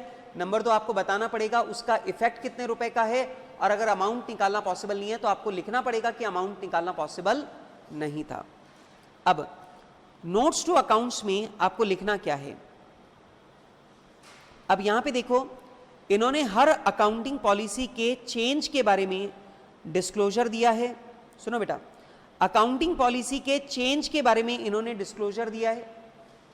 सुनो, डिस्क्लोजर देते टाइम इन्होंने 2 बातों को डिस्क्लोज किया है, चेंज क्या किया है, और नंबर 2 चेंज का इफेक्ट कितने अमाउंट का पड़ रहा है। ये दोनों बातें इन्होंने बताई हैं। लेकिन बेटा मैं आपको बता दूं, मैंने अभी आपको यहां पे समझाया कि पहला और तीसरा केस जो है, पहला और चौथा केस जो है वो चेंज अलाउड है, दूसरा और तीसरा केस अलाउड नहीं है। लेकिन इन्होंने आंसर जो दिया है वो ये मानते हुए दिया है कि ये भी अलाउड है। अरे यार ये बात समझ में बेटा, पहली बात एसएलएम से डब्ल्यूडीवी से एसएलएम पे जा रहे हो, ये मेथड, ये चेंज इन मेथड आपको अलाउड सिर्फ कब है, जब आप ये साबित कर दो कि डब्ल्यूडीवी मेथड गलत था। आपके लिए डब्ल्यूडीवी मेथड लगाना गलत था, तभी आप लोग सेकंड पॉइंट में चेंज कर सकते हो। और थर्ड पॉइंट में जो आप चेंज कर रहे हो ये तो चेंज ही गलत है, क्योंकि AS 9 कहता है वारंटी रिपेयर के लिए आपको प्रोविजन बनाना कंपलसरी है। लेकिन ये मैंने आपको समझाया क्या अलाउड है क्या नहीं है। लेकिन क्वेश्चन कह रहा भाई हम तो चेंज करेंगे, आप तो सिर्फ नोट्स टू अकाउंट्स में डिस्क्लोजर बना के बता दो। तो लीजिए भाई साहब, हमने नोट्स टू अकाउंट्स में हर अकाउंटिंग पॉलिसी का डिस्क्लोजर बना के बता दिया। और बेटा याद रखना, ये जो डिस्क्लोजर है, इस डिस्क्लोजर में दो ही बातें डिस्क्लोज की है, बदलाव क्या किया है और बदलाव करने से हमारे प्रॉफिट पर और हमारी बैलेंस शीट पर कितने अमाउंट का इफेक्ट पड़ेगा, वो अमाउंट बताया गया है। लिख लोगे ये वाली बात, ये चीज लिख लोगे, पढ़ लोगे ये वाली बात, चेंज क्या किया है और इस चेंज से हमारे प्रॉफिट और हमारी बैलेंस शीट पर कितने अमाउंट का इफेक्ट पड़ेगा, ये दोनों बातें। डन? हाँ जी बेटा, डन, ठीक है। ये एक छोटा सा क्वेश्चन है बेटा, क्वेश्चन नंबर 4, ये एक बेसिक सा क्वेश्चन है, आप लोग एक बार इसे रीड कर लेना, ठीक है, कुछ खास नहीं है, एक बार रीडिंग लगा लेना इस क्वेश्चन की, दैट्स ओके, ठीक है। चलिए बेटा, तो यहां पर बात खत्म होती है किसकी, यहां पर बात खत्म होती है आपके अकाउंटिंग स्टैंडर्ड 1 की, ठीक है, याद रहेगा बेटा। जल्दी से मुझे बताओ, आप लोग ये क्वेश्चन नंबर 4 आपका होमवर्क है, पढ़ लेना, कुछ खास नहीं है, वही सारी बातें जो अभी कर रहे हैं वही सारी बात इसमें भी है। चलिए अब आप मेरे को फटाफट से ये अकाउंटिंग स्टैंडर्ड जो है ये आप लोग मुझे रिवाइज करके बताएंगे। सबसे पहला, what is accounting policy, accounting के प्रिंसिपल और उन प्रिंसिपल्स को लगाने के मेथड्स जिनका इस्तेमाल फाइनेंशियल स्टेटमेंट की प्रिपरेशन और प्रेजेंटेशन के लिए किया जाएगा, उन्हें हम लोग बोलते हैं अकाउंटिंग पॉलिसी। अकाउंटिंग पॉलिसी का सिलेक्शन करना किसकी जिम्मेदारी है, मैनेजमेंट की, पर वो एप्रोप्रिएट है कि नहीं है ये चेक करना किसकी जिम्मेदारी है, ऑडिटर की। अच्छा, इधर अकाउंटिंग पॉलिसी सिलेक्ट करते टाइम आपको एक बात का ध्यान रखना है, वो है ट्रू एंड फेयर, कि फाइनेंशियल स्टेटमेंट जो बन रहा है वो ट्रू एंड फेयर बनना चाहिए। नंबर 2, आपको ये ध्यान रखना है कि जो अकाउंटिंग पॉलिसी आप चुन रहे हो वो प्रूडेंस, सब्सटेंस और मटीरियलिटी, इन तीनों बातों को फॉलो करे, मतलब फ्यूचर वाला प्रॉफिट इग्नोर हो, फ्यूचर वाला लॉस रिकॉर्ड हो। नंबर 2, सब्सटेंस, आपकी अकाउंटिंग पॉलिसी सब्सटेंस के आधार पर होनी चाहिए, ना कि लीगल फॉर्म के आधार पे। और नंबर 3, मटीरियलिटी, आपकी अकाउंटिंग पॉलिसी किसी भी मटीरियल इंफॉर्मेशन को हाइड ना करे, सारी मटीरियल इंफॉर्मेशन को डिस्क्लोज करे। क्लियर? तीन बातें क्लियर? आगे बढ़ो। इसके बाद में बेटा हमने पढ़ा था फंडामेंटल अकाउंटिंग असम्पशन, और फंडामेंटल अकाउंटिंग असम्पशन हमने पढ़ा था going concern, number 2 consistency, number 3 accrual. मतलब ये हुआ कि गोइंग कंसर्न का मतलब आप पढ़ने वाला, फाइनेंशियल स्टेटमेंट पढ़ने वाला आदमी ये मान के चलेगा कि जो फाइनेंशियल स्टेटमेंट उसके सामने है ये कंपनी नियर फ्यूचर में बंद होने वाली नहीं है। कंसिस्टेंसी मतलब अकाउंटिंग पॉलिसी चेंज नहीं हुई, एक्रूवल मतलब मर्केंटाइल सिस्टम लगा हुआ है। अगर फंडामेंटल अकाउंटिंग असम्पशन सेटिस्फाई हो रही है तो आपको कुछ भी डिस्क्लोज करने की जरूरत नहीं है, लेकिन अगर नहीं हो रही तो आपको डिस्क्लोजर देना पड़ेगा। क्लियर बात? डन? अच्छा, अकाउंटिंग पॉलिसी को 3 सिचुएशन में बदला जा सकता है, जल्दी से बताओ कौन सी 3 सिचुएशन। सबसे पहला, लॉ के लिए, एएस के लिए और better true and fair presentation के लिए। Better true and fair presentation का मतलब हुआ अगर आपको लगता है आपकी अकाउंटिंग पॉलिसी गलत है तो बदल सकते हो, ठीक है। अकाउंटिंग पॉलिसी अगर आपने बदली तो डिस्क्लोजर क्या देना है, आपने चेंज क्या किया है, और नंबर 2 उस चेंज से कितने अमाउंट का इफेक्ट पड़ने वाला है। और अगर अमाउंट नहीं निकाल सकते तो आपको लिखना पड़ेगा कि अमाउंट निकालना पॉसिबल नहीं है, ठीक है बेटा। अब आप देखो यहां पे बेटा मैंने आपको क्वेश्चन करवाया, इसमें क्या बताया कि हमने फीफो से वेटेड एवरेज किया है जिससे हमारे प्रॉफिट और इन्वेंट्री दोनों 90,000 कम हो गए, ठीक। फिर यहां पे चेंज इन अकाउंटिंग एस्टिमेट वाला पॉइंट था, कुछ खास नहीं था। फिर बेटा यहां पे तीसरा सवाल है, हमने अपनी 4 अकाउंटिंग पॉलिसी बदली है, तो चारों के केस में क्या बताना है, क्या बदला है और बदलाव करने से कितने अमाउंट का इफेक्ट पड़ेगा। देख लो, आपने पहले यह बताया कि हम फैक्ट्री कॉस्ट पर वैल्यू कर रहे हैं जबकि पहले प्राइम कॉस्ट पर वैल्यू करते थे, और इससे हमारा जो स्टॉक है, इसके रिजल्ट से, इस चेंज से हमारी इन्वेंट्री की वैल्यू 50 करोड़ हो जाएगी, जिसकी वजह से हमारा प्रॉफिट 20 करोड़ बढ़ जाएगा। आपने अमाउंट भी बता दिया, चेंज भी बता दिया। जब बेटा आप यहां पे जो डेप्रिसिएशन का मेथड बदल रहे हो, उसमें आपने बता दिया कि हमने मेथड ऑफ डेप्रिसिएशन को चेंज किया है WDV मेथड से स्ट्रेट लाइन मेथड। इस चेंज से हमारा डेप्रिसिएशन जो है वो 27 करोड़ बढ़ गया है, is lower than the charge which would have been made had the old machine and old rates had been applied by 18 crore. और हमारा जो डेप्रिसिएशन है वो 18 करोड़ कम होता अगर हमने पिछला वाला मेथड लगाया होता। ठीक है, और इसी वजह से हमारा जो प्रॉफिट है वो इंक्रीज हो रहा है। ऐसा कुछ करके इन्होंने पूरी बात समझाई। फिर उन्होंने बताया कि भाई साहब 2% हम लोग आफ्टर सेल एक्सपेंसेस का प्रोविजन बनाते थे, वो हमने बनाना बंद कर दिया है। अब 600 करोड़ की सेल पर 2% प्रोविजन कितना होगा, 12 करोड़। अगर आप 12 करोड़ का प्रोविजन नहीं बनाओगे तो आपका प्रॉफिट 12 करोड़ बढ़ जाएगा। दोनों बातें बता दी, चेंज भी, अमाउंट भी। फिर उन्होंने बोला कि company has decided to provide 10 crore for permanent fall in value of investment. हमने इन्वेस्टमेंट की वैल्यू में जो परमानेंट फॉल हुआ है उसका 10 करोड़ हमने प्रोवाइड करना तय कर लिया। तो बेटा ये चेंज बता दिया मैंने, और इससे हमारा प्रॉफिट 10 करोड़ रुपए कम हो जाएगा, ये भी बता दिया। तो चेंज भी बता दिया, अमाउंट भी बता दिया। अरे समझ में आ गया? पक्की बात, कोई दिक्कत इस बारे में? चलो दैट्स इट। तो बेटा ये थी सारी बात जो मुझे आपके साथ में करनी थी अकाउंटिंग स्टैंडर्ड 1 के बारे में। ठीक, अपनी कल की क्लास में मैं आपके साथ में डिस्कशन शुरू करूंगा अकाउंटिंग स्टैंडर्ड 2 के ऊपर।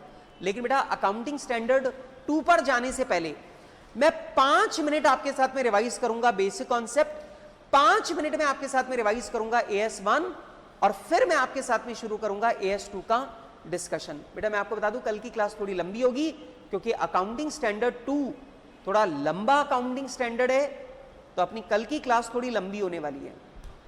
ठीक चलेगा? बिल्कुल चलेगा सर। और एक क्वेश्चन मैंने होमवर्क दिया है, क्वेश्चन नंबर 4, ये आपका होमवर्क है, घर से रीड करके आना है। ठीक, बाय बाय, मिलेंगे कल।